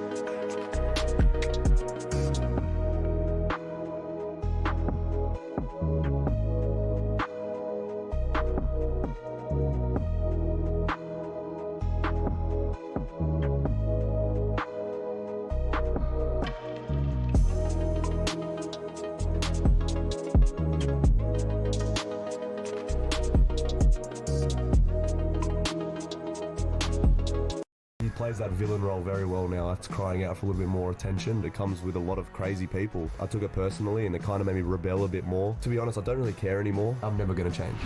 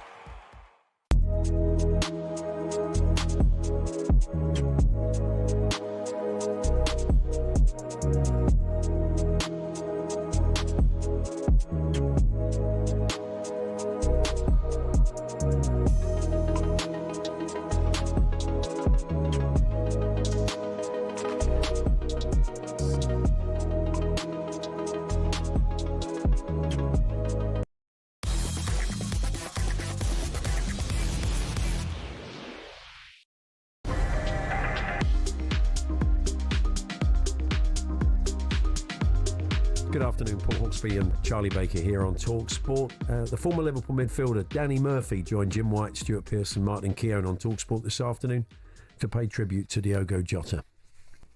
Heartbreaking. I was shocked, like all of us. We all love football, Jim, don't we? We all have a passion for it, whether winning, losing, who our team should sign. All seems to become a bit irrelevant. It puts things in perspective when you hear news like this. It's just absolutely heartbreaking for everybody concerned.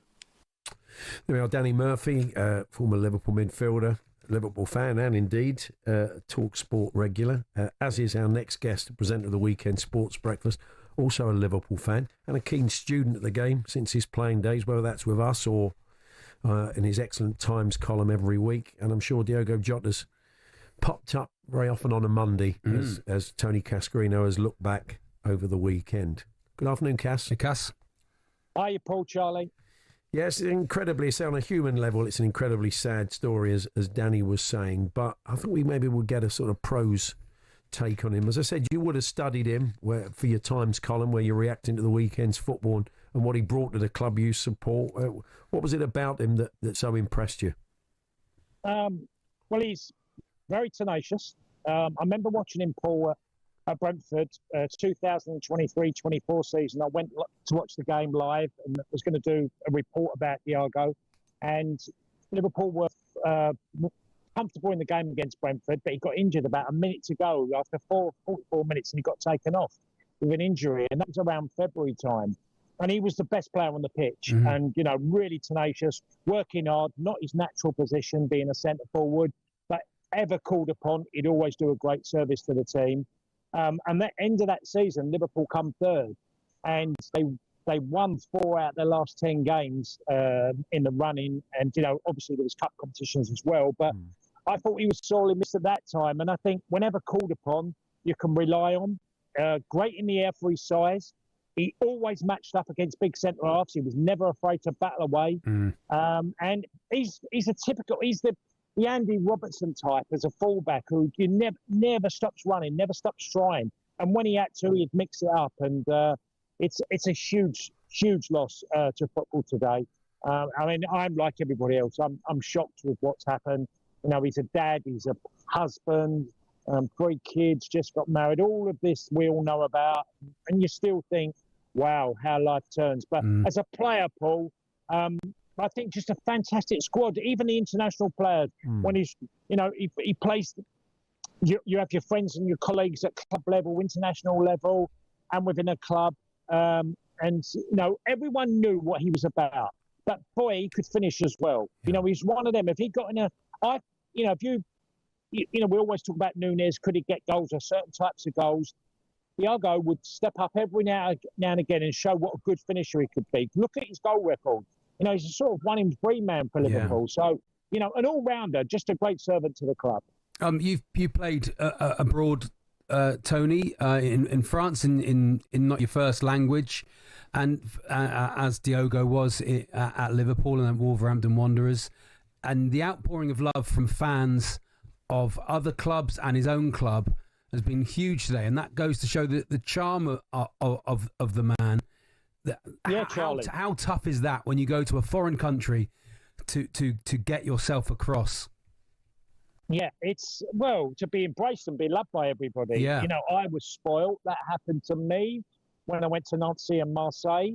He's exactly had that from Wolverhampton to Liverpool because he's built into the culture. He's come along. He's never shirked anything. I mean, one thing you'd say about Thiago, you'd never see him on the front pages of a newspaper in any sort of circumstances of, a problem for the football club, never, rocking the boat in any shape or form.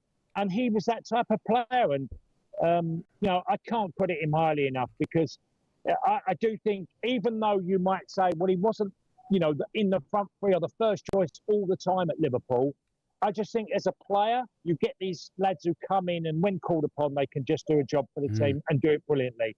And like you said, Charlie, to be, embraced by a lot of people moving into another country and because, we stereotype, don't we? We say the Premier League and you've got to be tough and mix it. Thiago could mix it. A bit like Bergkamp, everyone used to think about Bergkamp, well, he could do this, he could do that, but boy, he could mix it as well. And you get them players, and that's exactly what he was. Yeah, he was prepared to press, wasn't he? Pedro Sepulveda, the Portuguese journalist who knew him, we spoke to him earlier on, and he said he was a humble man, and I think that showed when he came over from Porto, a regular Champions League club. He took a step down into the Championship with respect to Wolves and embraced that and got them back up. And then he must have been a manager's dream at Liverpool because we were saying earlier on, Tony, didn't always get a start. It was a little bit stopped. But I'm from Jurgen Klopp's point of view. When he was called upon, he always stepped up. He seemed, on the face of it, a pretty uncomplaining player. Being part of a squad was what mattered to him. Yeah, and no, don't get me wrong, Paul. I'm sure there was times where he got a little bit angry and get upset that he's not in the lineup. But it didn't affect him because when he came on, he'd do what he was meant to do, and that was cause problems for the back line of the opposition. And, them players are special.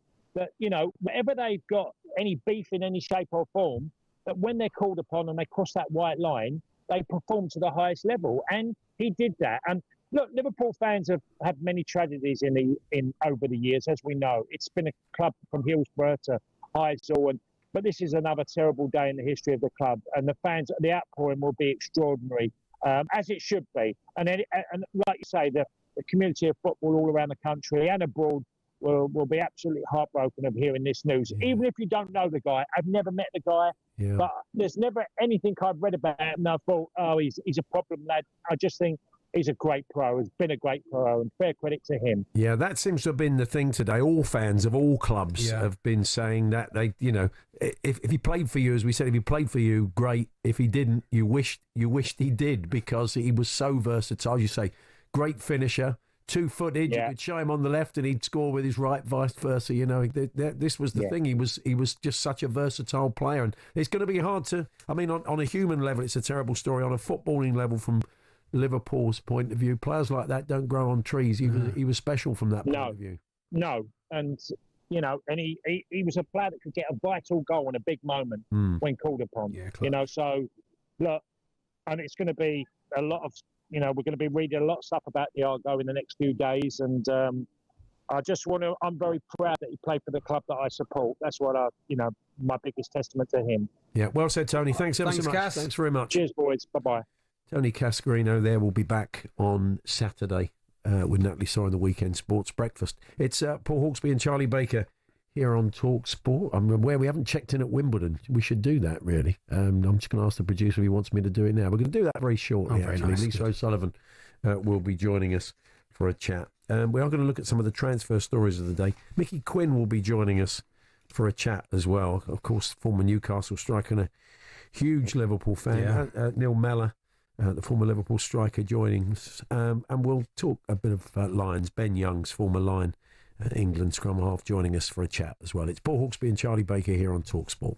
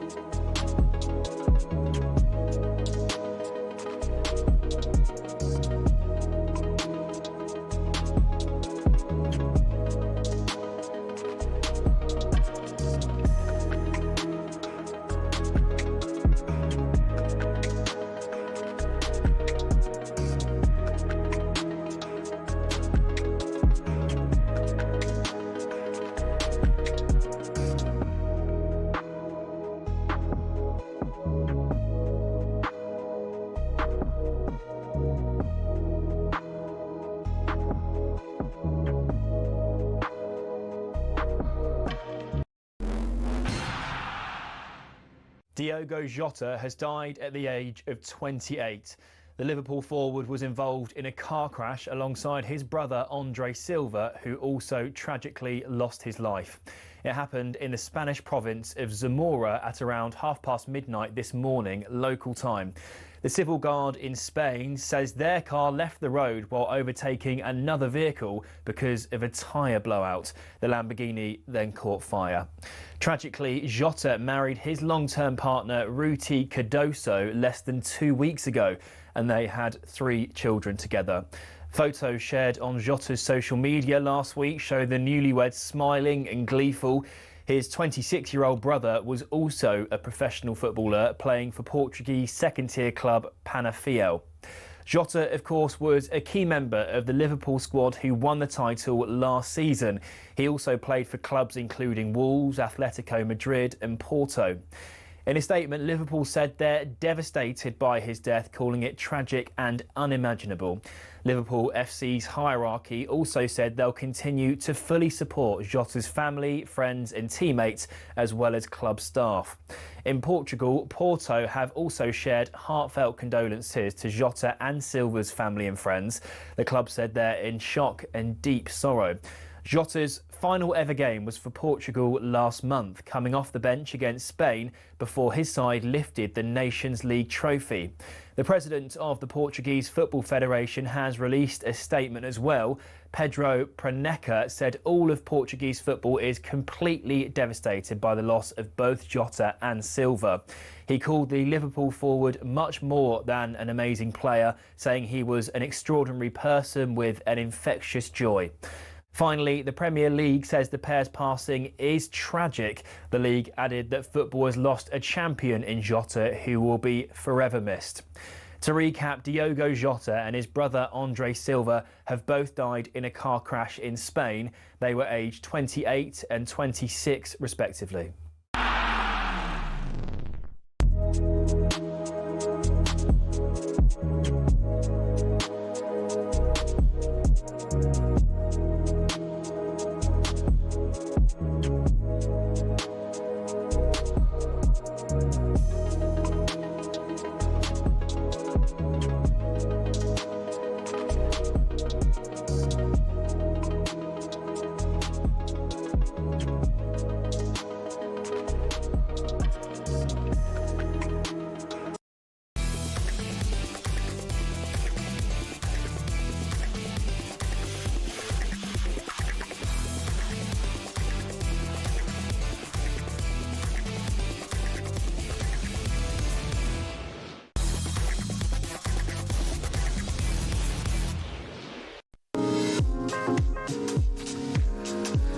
Good afternoon, Paul Hawksbee and Charlie Baker here on talkSPORT. Mickey Quinn and Neil Mellor will be joining us in this final hour of the show to pay tribute to Diogo Jota. We'll look at some of the transfer stories of the day, We're going to be talking Lions very shortly with former Lions and England scrum half Ben Youngs. Before that, though, we just head to Wimbledon briefly and get an update from Lisa O'Sullivan.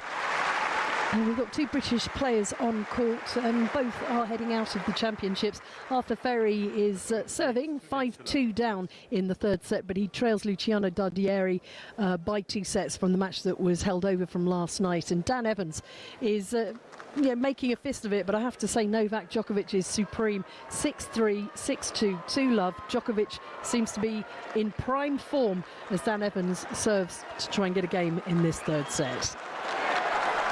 Thanks very much, Lisa. So we're going to talk rugby union now, and the Lions taking the Waratahs on Saturday, and it's live on talkSPORT too. All the games, of course, exclusively live on talkSPORT, all the warm-up games and the tests. Before we chat to someone who knows what it's like to win a Lions Test series in Australia, Ben Youngs. We were there, of course, at the squad announcement, at Charlie, the launch. The O2. Fantastic. And that day we spoke to the Lions head coach, Andy Farrell, when he first announced his squad for the tour. And we asked him about the possibility of calling up his son Owen after he missed out originally. Well, that, of course, has happened today. Came to pass, yeah. We'll get Ben's take on that, but this is what Andy had to say. Like a good few players, still trying to find a way back to full fitness, get in there, as are many others as well. As we know, we just talked about the 6 weeks until or so until we leave. The sure as eggs. There's plenty. There's plenty that's going to go on in those 6 weeks, and and also we've selected a 38-man squad. Which gives us an option to leave a few places open if and when needed, like etc. So there are a few people that we're You're right. There is quite a long injury list, isn't there? Of players that maybe not fully injured but carrying something or just coming back. Trying to find a way. Yeah. So that the door's potentially open for those guys. There's a bit of wiggle room if it's needed, etc. It's difficult enough shaping the Argentina game, but it's a blessing as well at the same time, because the Argentinian game is played in and around when the URC final and the Premiership final. So we're going to be missing some guys from that. So other guys are going to have to come in and fill in. So that's going to be interesting to see how people react to that and perform. Yeah, everything Andy's saying there's kind of come to pass. True, but that is the nature of Lions tours. There things are always so tough on Elliot Daly, though. It looked pretty innocuous, didn't it? Just a kind of coming together, and it's that kind of game, isn't it? Is done. They're big guys. They get injured. Joining us, part of our team on this Lions tour is a winning Lion in Australia, as we said. It is Ben Youngs. Hi, Ben. Hello, Ben. Hey, afternoon, gents. So Andy was spot on. I mean, that day, there was a few people suggesting they thought Owen could have squeezed him because of his experience, and you know him pretty well, but as we say, look, this is a fact of life on Lions tours, and is that people get injured, whether it's in the warm-up games or in the build-up to the tour. Yeah, look, absolutely. Really unfortunate for Elliot Daly. There's an argument to be said that he was the most informed back. Unfortunately, picked up his injury on Wednesday. The game's come thick and fast. Rugby is a very physical game anyway. When you're taking a 38-man squad and you're playing Wednesday, Saturday, you're having to back it up. And some guys have to back up, only a few days later. So with that, there's injuries. Unfortunately, Elliot's gone. And I think when you look at Owen coming in, the thing that springs to mind straight away is when you're mid-tournament, and you chaps will know more than me, certainly when you think of like football major tournaments, everything like that, if you lose an experienced player or you lose someone that's been on 3 tours, you want someone that's going to come in and add straight away. Yes, you could take a youngster, but he might take 10 days to settle in, find his feet and everything like that. And you just haven't got that. When the goal is to win a test series and you got every 4 years, you've got a chance of doing it. It's about someone that lands there, gets there, walks in the room straight away and adds. And Owen will do that. 6 Premiership titles, 3 European Cups, 112 England caps, 18 games he's played for the Lions. Like, the guy's not going to take 10 days to settle in, is he? He's going to add straight away. Now, he may not make the test team, but I think straight away he'll be doing everything he can to make sure the Lions get what they want, which, of course, is a series win. Our own Andrew McKenna's just dropped me a line. He makes an interesting point. Andy Farrell there talking about a shortage of form and fitness for Owen. But his last game was 3 days before the squad was announced. And there have been a few people saying they don't quite understand how his form and fitness could improve when he hasn't really played any rugby, Ben. But you've kind of lent on his experience and his sort of aura, and that's maybe what he's bringing to the table. Yeah, absolutely. I think that's probably the debate that a lot of people are having at the moment is, there are players that have been playing consistently week in, week out and have those match minutes under their belt. But I think the question is, I think although Owen's had his injuries and bits and bobs, there's someone that he just oozes like he's an ultimate winner. He's someone that, he will come in straight away and add. And I think people are maybe thinking that he's coming in straight away and he's going to be part of the test team. I don't see him doing that. Yeah. I think there's only sort of 3 games left before they actually play the first test. So I see him being involved in one of them. But in terms of making the test team, I don't necessarily see that happening. But what I do see him is someone in there helping the test team win, adding, and just knowing his role straight away. So I think that, yes, okay, he may not be match sharp, but there's some players and, there's some sports players that you just know, like when they're needed, they'll just rise to the occasion. And he is that. He almost epitomizes that. You can just rely on him and you'll know that he'll bring it when it needs to be brought. And he's that type of character. He really is. From the outside, Ben, it feels like a lot of games. And I don't know why there's so many injuries. I don't know if it's to do with that. It feels like a lot of games. When you're out there playing, do you just want to play? Do you just want to play games, or is it? Does it feel a lot? Look, I think it's the tradition of the Lions tour. You turn around, games come thick and fast. You're in a short window to find cohesion, form as quickly as possible. And all these provincial games that you play against, against the Australian franchise teams, it is all gearing up to make sure that you get that cohesion as quickly as possible for the first test. So does it feel like a lot of minutes? Is it a lot of rugby? Yes, it is. Would you see any other time in rugby where you play on a Wednesday, Saturday? Absolutely not. No. Given the player welfare, given all those bits. But that's what makes the Lions unique. That's what makes it such an incredible challenge, because you're part of something that's so unique and difficult to do, because you're having to back it all up, because players are having to, play 80 minutes. Look at Jack Morgan. He played on Wednesday, was absolutely sensational. Yeah. Being the only Welsh player on the tour. What a game he had on Wednesday. Now he's on the bench on Saturday.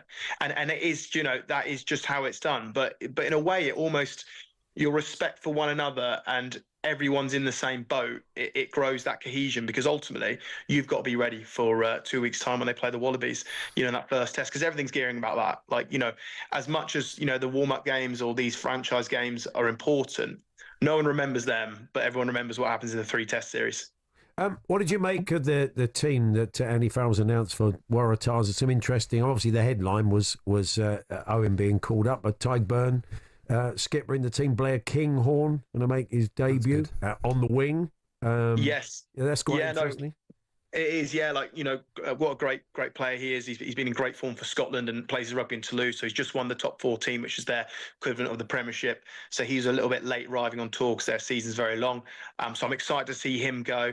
I think Tyburn is a fantastic second row. I thought Marrow was outstanding. So of course he's captain. He's obviously going to start. So who complements him?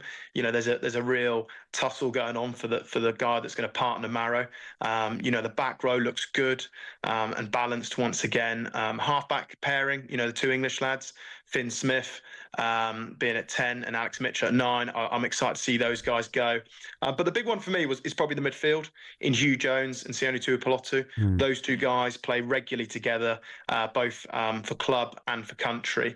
And I think it's a real opportunity for those 2 to really try and get a test start. And I think a lot of eyes will be on those 2 this weekend and how they perform. Is it starting 15 for the first test sort of taking shape in your mind? I mean, it's only been 2 warm-up games and there's more to come, but if you sat down with a piece of paper and a pen, you think you could map it out? I think you've got a pretty good idea about certain positions. The Finn Russell at 10, of course. I think he's definitely in.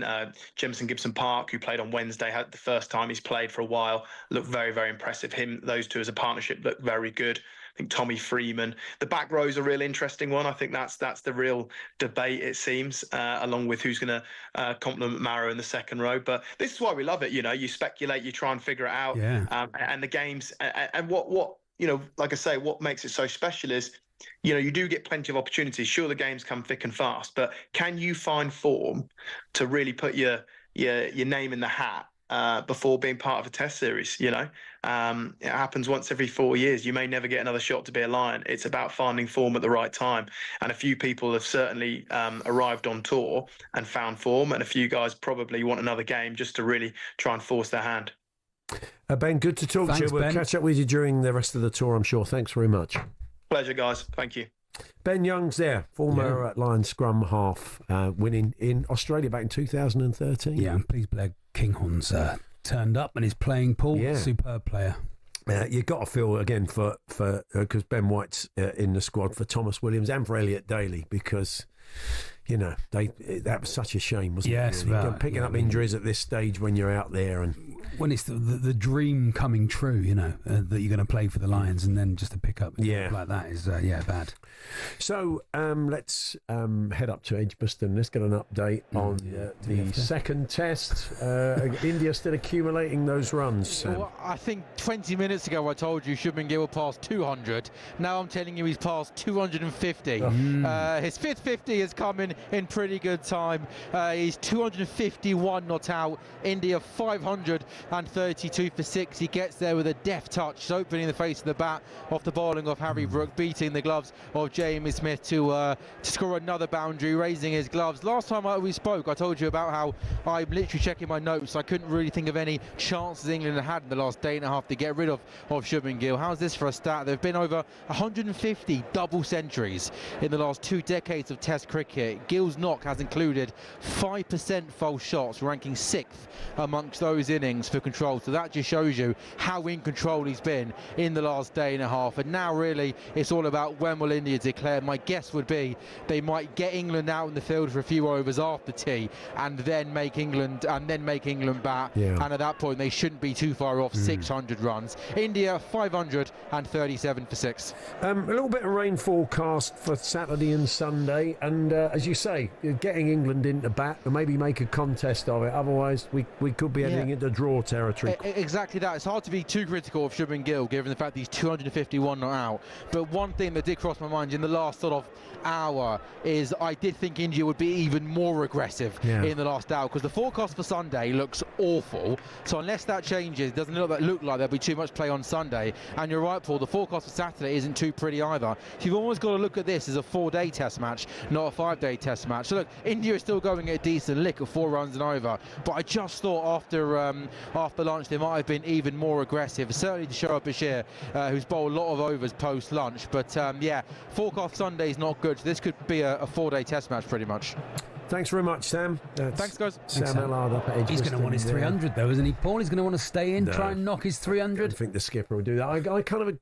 I do agree with Sam. I'm surprised they've not started hitting out a little bit more, but maybe they will. So that was Washington. That was Washington. That was just offering one up, but not quite. Anyway.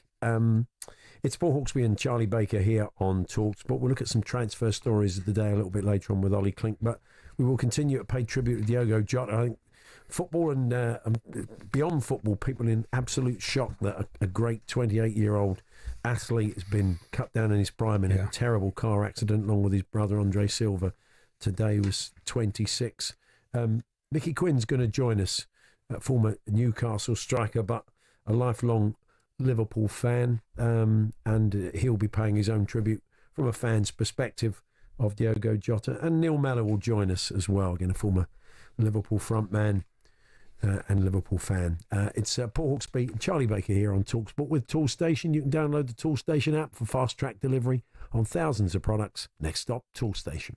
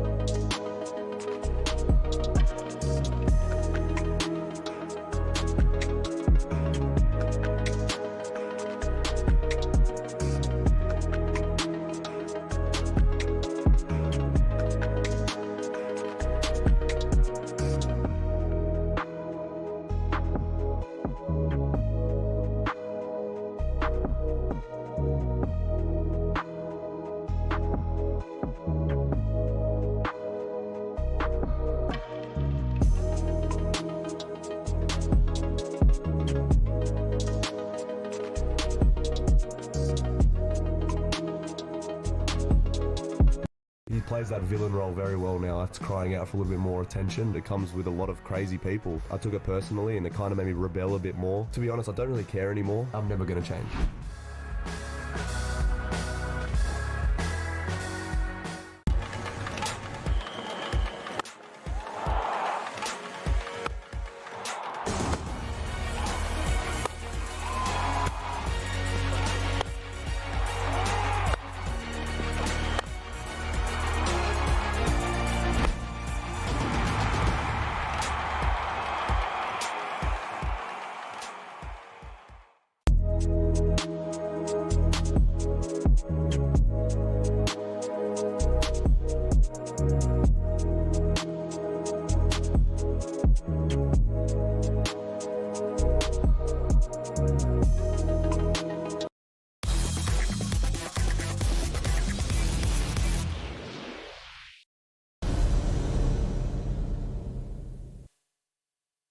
It's Paul Hawksbee and Charlie Baker here on talkSPORT. Now, talkSPORT reporter Matt Jones has been down at Anfield for us today after the sad news broke of Diogo Jota's passing. He's been speaking to fans outside the ground. Liverpool have win number 100 against Everton. They bring up a century of Merseyside derby victories, courtesy of that goal from Diogo Jota. The thing with Liverpool is we're not just a team, he's an honorary Scouser. We've lost one of his own, just heartbreaking. It's not just him, it's his brother as well, his poor family. It feels like you know him, but you don't know him, if that makes sense. You just want to know, you just want to try and support, let people know that, you know, the family know that everyone in the world's going to be thinking about them. We've been through a lot as a city and, you know, we gather ourselves, but you can't prepare for things like this, can you? No, I live up here now, but I still go to Wolves every week. Still a season ticket holder. We won the championship with him. Him, Ruben Neves and Nuno, probably the best team I've seen at Wolverhampton in my lifetime. Everyone knows what it's like to lose someone. It feels like we've lost one of our own. The fans just absolutely adored him. If he was injured, we wanted him back. If he was on the pitch, we thought he'd score. Just a gentleman on the pitch, off the pitch. He donated money to charities, Hillsborough, other charities, the foundation. He done everything he could. You'll never walk alone. You're always in our hearts. Never forget you. Never forget. There was Matt Jones chatting to the fans outside Anfield earlier on today. Mickey Quinn's going to join us very shortly, Liverpool fan. Before that, I think this story has touched everybody, whether it's Liverpool, Wolves fans. Yeah. He was the kind of player that people admired. If he didn't play for your team, we say you wish he did. Roy's a Manchester United fan. Hello, Roy. Hello, Roy. Hi, fellas. How you doing? Yeah, good, thank you. This transcends club loyalties, this story, doesn't it? It certainly does, yeah. It just puts club loyalty to one side. There's no bigger rivalry than Liverpool and United, but this time there's no rivalry at all. I think I speak on behalf of every United fan that I know, and probably every United fan anyway. Our thoughts and condolences are first and foremost with Diogo Jota, his friends and family, but Liverpool as well. The things like this bring the football world together, and rivalries at this time means nothing. And I just wanted to say that on behalf of every United fan I know, we're all thinking about the family and the club at this time. I mean, you're a club who knows what it's like to see great players cut down in their prime, isn't it? In a terrible accident. So I mean, I think Manchester United fans will sympathise on that level as well. Yeah, absolutely. We wish things like this would never happen, but unfortunately, occasionally things do. And like I say, I think it's important to set everything aside and say, look, we are thinking about them at this time. Absolutely. Well said, Roy. Thank you very much. Roy, the Manchester United fan there. Let's bring in a Scouser, Liverpool fan, former Newcastle striker, Mickey Quinn. Hi, Mick. Hello, Mickey. Hi, Paul. I'd say it's just we use this word shocking, but this is just truly a sort of shocking story. One of the listeners saying earlier on, it just feels surreal. It feels like it hasn't happened. It's just hard to take in. It is, I've just got my coffee this morning, reading the paper, and then the news come on, and it was pure shock, Paul. Shock as a Liverpool fan, a Liverpool player, and then he aged 28, as well. Life taken at such a young age. I think still yet to reach his prime professionally as well in football. and it's all been taken away. Ironically, he's probably had the best 5 weeks of his life, the last 5 weeks. You know, win the Premier League with Liverpool, won the Nations League with Portugal, and then getting married, 11 days ago to his wife. And life can be very, very cruel. Absolutely. I mean, he just brought so much to the team, didn't we? As we said, good team player, willing to come off the bench. Both score with both feet.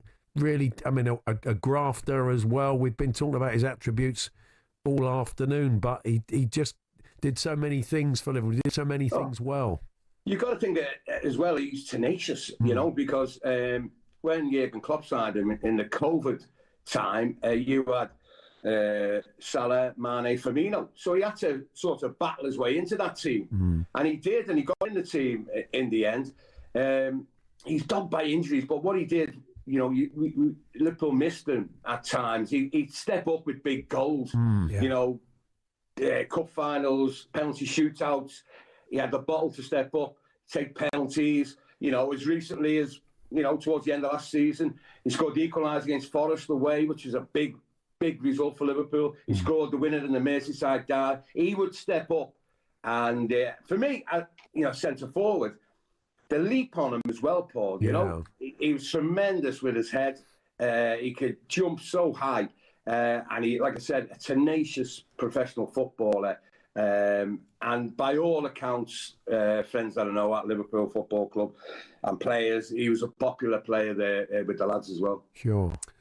We unfortunately have to do shows like this sometimes, particularly when legends of the game have died. And what strikes me is the similarity to those show times that we're doing today is the words being used by fans and fans of opposite teams of respect and strength and love and how good the player was and how much they admired him were often used for players that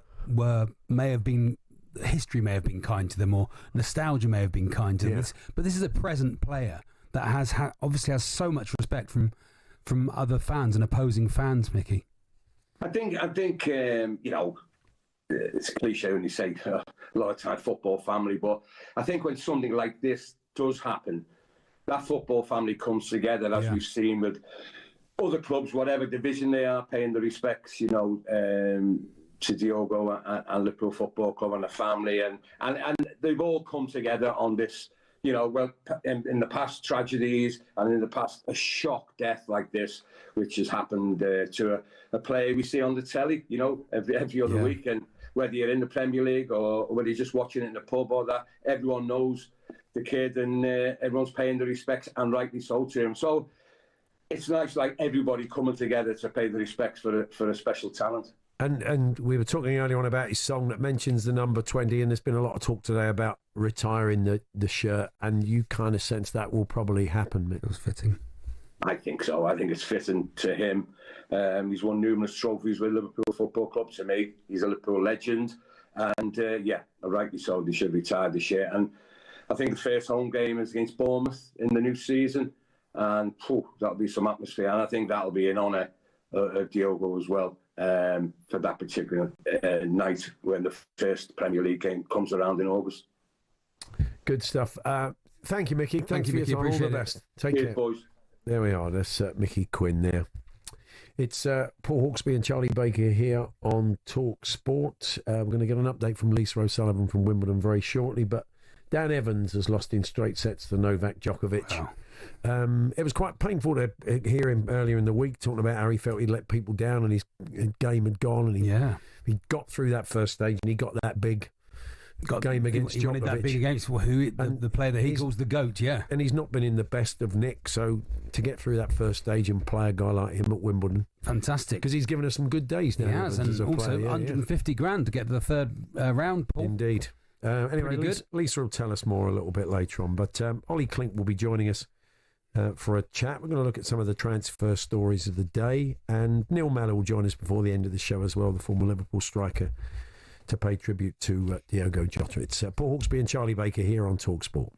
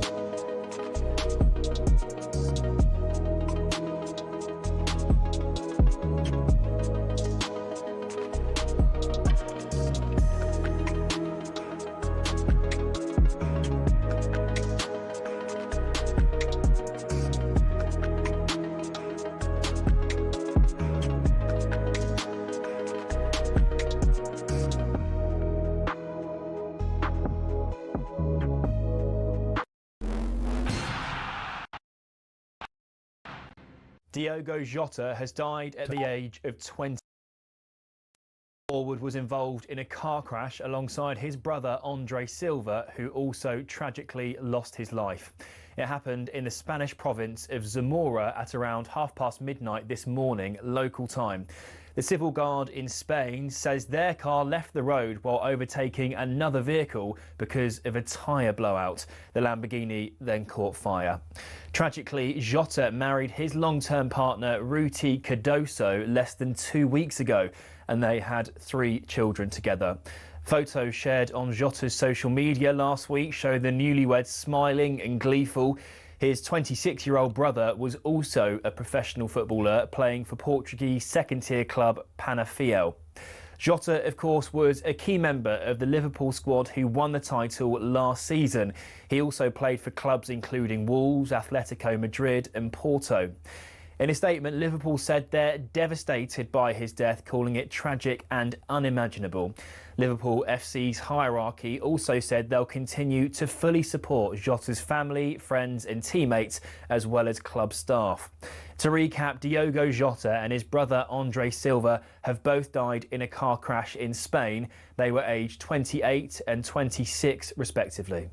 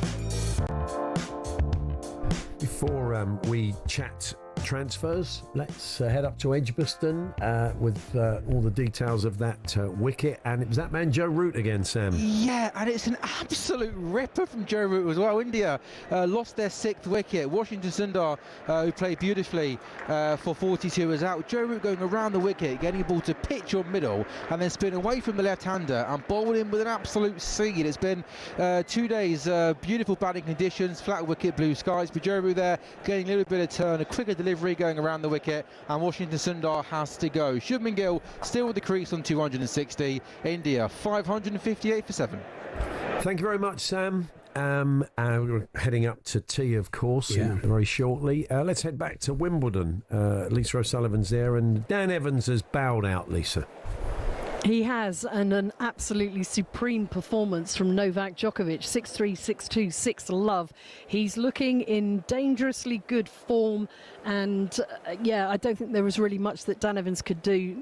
Djokovic said before the match he knew what he needed to do against Dan Evans, who he described as a dangerous player, a tricky player to take on. So Djokovic moves into the 3rd round for the 19th time, overtaking Roger Federer's joint record that they held. And next on centre court, we've got Iga Swiatek, who is seeded 8th here at Wimbledon, the former world #1, plays Katie McNally of the USA. She hasn't always done well at Wimbledon. She'll be looking to impress on the grass later. We've got Jack Draper playing over on court #1 against Marin Cilic, the US Open champion of 2014 and a runner-up here in 2017. Lisa, very quickly, you're a seasoned Emma Raducanu watcher. I'm not. I watched a bit of her last night and she looked very good. I mean, I know tougher battles await, but what do you think of her at the moment? I think she's playing brilliant tennis, and she looked relaxed, she looked comfortable, she dominated the match.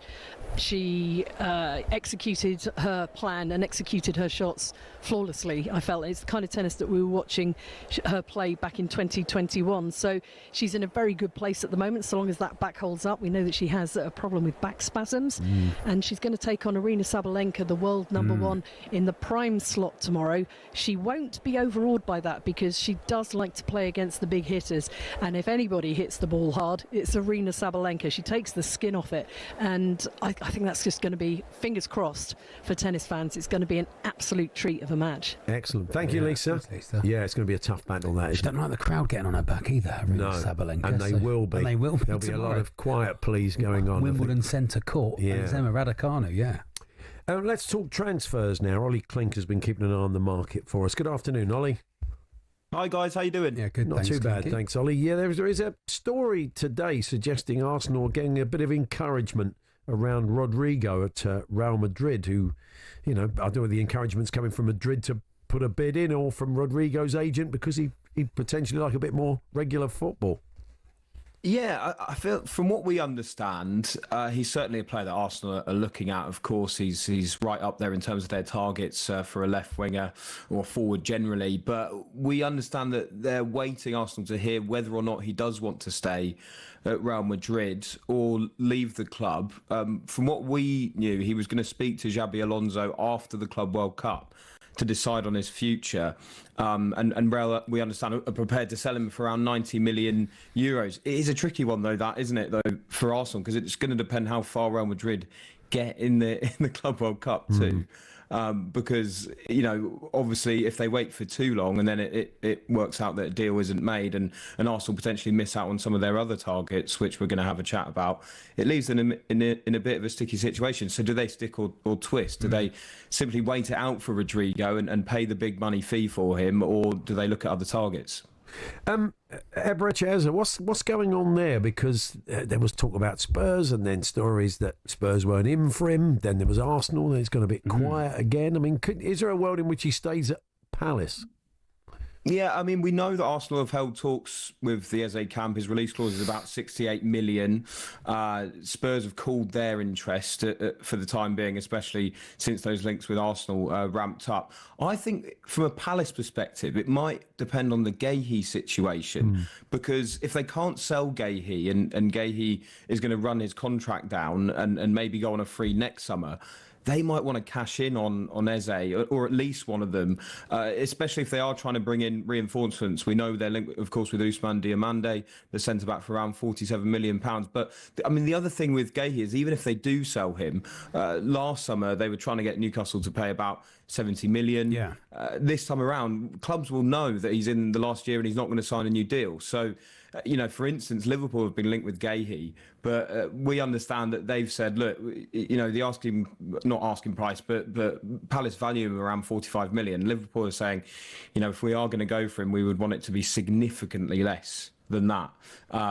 So listen, yeah, we'll see. But I just feel that those two moving parts will play a part for Crystal Palace, because they might want a fair chunk of cash from Eze if the Guéhi situation doesn't go in the way that they want it to. The money being, commanded, if you like, for a player who's in his last year is pretty immense. So you'd often think, well, he's only got a year left. We'll 30, we can probably pick him up on the yeah. cheap. But when there's competition for a signature, that's not the case. You can still, even with a year, you can get pretty decent money for somebody, can't you?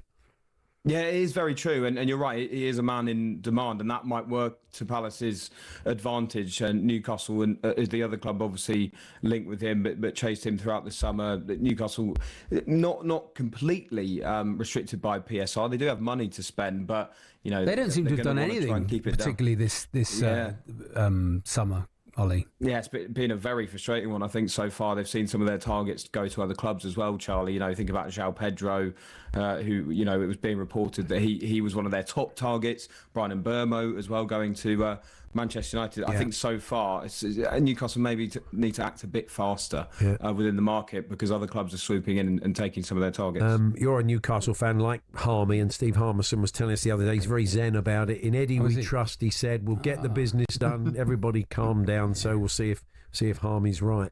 I need to take a Harmy chill pill. I think you probably do. Ademola Lookman's an interesting one. He's done really brilliantly at Atalanta.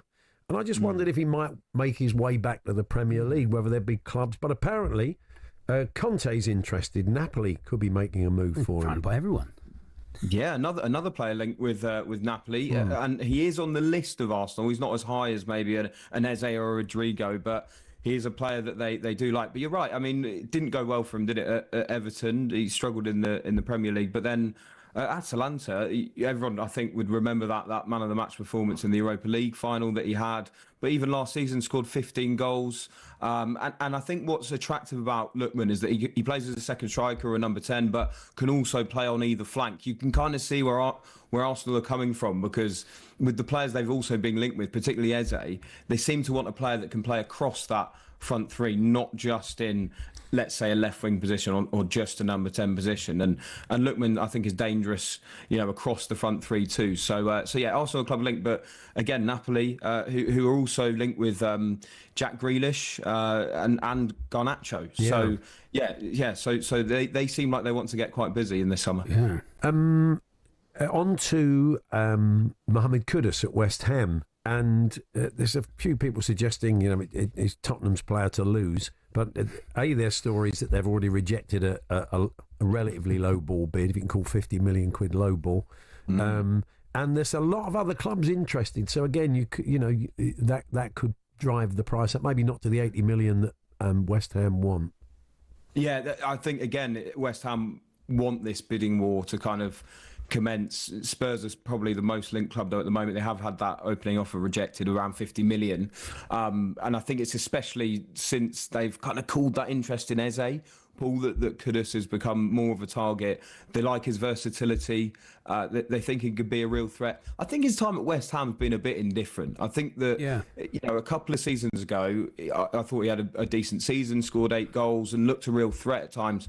Last season, I felt he was indifferent. I thought he was inconsistent at times. Maybe sometimes body language said that he'd rather move away from West Ham. Look, they struggled generally, didn't they, really? But, north of 50 million, I feel still is a fair amount for Kudus, especially when last season, he hardly put himself in the shop window. No, that's true. I was talking to a West Ham fan the other day, and he said, "No, I'd be very happy if we cash in. I'm done with him." For that reason, they felt he'd drive him there. Well, yeah. I mean, if we can get good money for him, cash in. Feels he's far too inconsistent. Much like you said, Ollie, last year, looked like he didn't particularly want to be there at times. So it's interesting. I don't know if that's the sort of broad view of the West Ham fan base, but if they can get good money for him, get rid was the words I think that were used. Yeah, and I can understand that. I really can, because, especially when he's been brought in for fairly big money too to West Ham, and I think they would have been expecting a lot more from him. But it's one of those, I think you can see it sometimes when you support a club where you see a player and you just think they're off now. I mean, they looks as if he'd checked out as a West Ham player. So I'd be surprised if there isn't a move for him this summer. But at the moment, West Ham rejecting that offer from Spurs. You'd expect Spurs though to come back. Yeah, I mean, season before last he was good, and his goal record's good, and his assist record's good. But last year not great at all. Ollie, thank you very much. Thank you, Ollie. Thanks, guys. Cheers. Ollie Klink there, all the latest from the transfer market, and we'll bring you all the latest transfer news. You can check out the Transfer Insiders podcast on the talkSPORT app or wherever you get your podcast. And don't forget to check out our live blog over at talksport.com. And the Transfer Insiders back tonight. Hugh Wozencroft and Flex are with you from 7 o'clock this evening. Coming up at 4, Andy Goldstein and Darren Bent will bring you Drive. But before that, we'll be chatting to the former Liverpool striker Neil Mellor will be paying tribute to Diogo Jota. It's Paul Hawksbee and Charlie Baker here on talkSPORT. You can get fast track delivery in as little as 30 minutes on the Toolstation app. Next stop, Toolstation.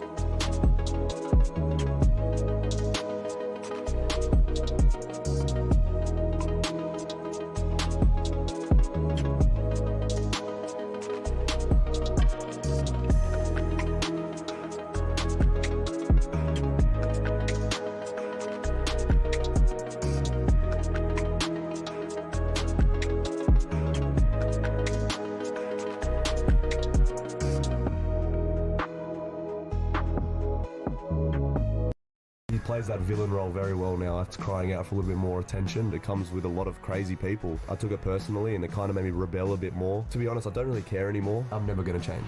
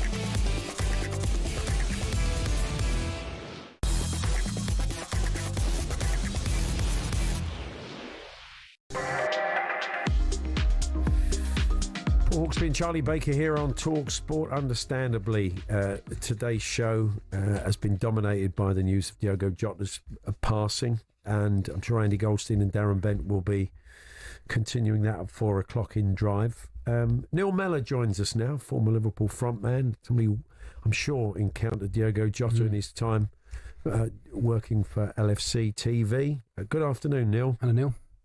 Yeah, afternoon, Paul. Afternoon, Charlie. Yeah, it's just an awful, shocking story today, isn't it? Yeah. Devastating news.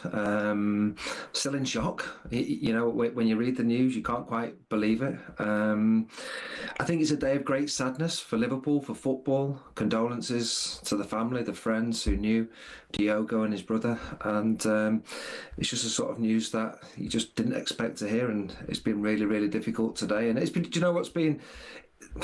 I've enjoyed listening to all the tributes coming in, not just from Liverpool fans, from Wolves fans, from fans, football fans around the world. Because whilst he was a Liverpool player and played for Portugal, he still was well liked, and that was the thing about Diogo. Fantastic football player, but a really well liked character in the game as well. Yeah, that's come across. That's come across from some listeners who've encountered him, and Pedro, the Portuguese journalist we spoke to, said he was a really humble guy, said he was quite unfootballer-like in a world of maybe the sort of, the flashy footballers, or that's the preconception. He was not like that at all. I mean, did you encounter him at Anfield when you were working, Neil? Yeah, it's really hard to get around the training ground. My work is mainly with the TV. I first saw Diogo when he was at Wolves. For Soccer Saturday, I watched him, Burton v Wolves. I was thinking, who's this lad? He's unbelievable. And as Wolves fans know just how good he was. Liverpool ended up signing him. I do a review show for Liverpool, and many a time have we looked at just how good he's been, the contributions he's made throughout his time, and even this season. This season he made some vital contributions for Liverpool in winning the title. Such a big high for Liverpool, for himself as well. Winning goal against Palace, that was a big away win this season for Liverpool. Everton as well, his last goal he scored for Liverpool, Merseyside derby at Anfield. That was a big win for Liverpool on the back of being beaten in the League Cup final against Newcastle. A great summer for him, to win the title, win with Portugal, getting married as well, which must have been a great day. And then this utter devastating news really is sad. Seemed to work harder than a lot of players. Seemed to give more than a lot of players. Do you feel he reached his potential, or do you feel like he was reaching his potential, Neil? I think he was in his prime. Yeah, I think he was in his prime. Absolutely. I think when you looked at, obviously we're talking about Liverpool, the squad now, you always felt he could make contributions. I think he had a great connection with the fans as well. The bond he had a really popular song that the fans absolutely love singing, and no doubt that's going to take a new meaning to it for next season. I think it'll be a lot more emotional to hear the words sang, but he was really well liked, and the fans liked that work ethic, the fact that he worked so hard, but also the fact he could win games. He had real massive talent at 28 years old. Quite great. He had so much more to give the game. He really did. you kind of think of him twisting and turning, finishing well, but the point's been made by quite a few of the pros we've spoken to today, just how good he was in the air. And you can kind of, in your mind's eye, you can see him just popping up, getting into a space, just nodding it into the corner. He was, for a relatively small guy, he was pretty devastating in the air, wasn't he? Yeah. I mean, that was one of the strengths he had. That ability to find space, the ability to score goals, the calmness that he used to show inside the penalty area. And like you say, not the biggest of lads when inside there, but he'd scored his fair share of headers. He certainly did. And Liverpool fans, Wolves fans, football fans will have their own memories of his time as a player. Just utter sadness, with the season round the corner, everyone wants to be excited, and this is a real bombshell that's going to be really difficult to get over. I think Liverpool as a football club will really help support those that need it. Obviously the family, fans, the current players as well, and come together to support. Yeah. Injury-wise, he had knee injuries, he had a few muscle injuries, and it made his career at times a bit stop-start. I mean, he ended up missing that last World Cup, didn't he? Which was a great shame. But I mean, that must have been a frustration for him during his playing days, because he would kind of get into a good run, then he'd pick up a knock, and I think Quinn was saying that when he was out, you wanted him back in the squad quickly because he was so important to them. Yeah, no, exactly that. I mean, players, that's one of the downsides, isn't it, of playing the injury side of it. He wasn't alone. So many players do suffer with injuries at key times as well. But when he was back fit, he was such an important player for Liverpool. He really was. And I've mentioned about some of the moments he had in the Liverpool shirt. I remember the 2 goals he scored at Arsenal away, actually, in the League Cup. Some Liverpool fans will remember as well. Liverpool won the League Cup that year. They were big goals. That was a tough place. Arsenal semi-final, a couple of goals there, and so he was a match winner. He had that ability to find the back of the net, which is such a difficult skill to do in football. It's what they call in basketball clutch. Is when the like a clutch putt, or when the pressure's on. Yeah. He was there, and he seemed to have that calm head. There's some talk of retiring the number 20 shirt. Neil, that seems a fitting tribute. Do you think that'll happen? Yeah, I'm sure there will be. I'm sure as time passes by, there'll be all kinds of fitting tributes, whether Liverpool sing the song in the 20th minute, I don't know, whatever other time it needs to be sung. There will be plenty of nice tributes. Today, it's a day of sadness, it's a day of shock, devastation, of something that whoever you support, in the world of football, to hear the news like this, it really is devastating. As a Spurs fan, I remember painfully the goal he scored to beat us 4-3. And I can pay him no finer tribute, because as soon as I saw it was him going in on goal, I knew it was a goal. Yeah. That was the thing. Going to happen. His finishing was sensational. There are some players in that situation think, the keeper's got a chance here, but you never really felt that with Jota, Neil. Another highlight, absolutely. I think Richarlison had just equalised to make it 3-3. Deep in added on time, the chance fell to Jota, and he was widely regarded as one of the best finishers Liverpool have had for many years. And that was another big moment in front of the Kop. I remember his celebration, actually. I don't know if you remember, there was a time, I'm not sure what goal it was, he sat in front of the Kop and he was like holding his remote control like the computers. And my little lad did it the next week when he scored in his grassroots. So he had that sort of impact. He was a hero. He was loved by the fans. My little lad loved all singing song. Even if he didn't play for Liverpool, he's on the bench or out injured, the song would still get sung. He was absolutely adored. He really was. Well, Neil, appreciate your time today. Thank you, Neil. Thanks very much for joining us. Thank you, cheers. It's Neil Mellor there, the former Liverpool frontman. Thanks to him. And thank you for your input this afternoon. We had a number of callers getting in touch today. Thanks to all of our guests.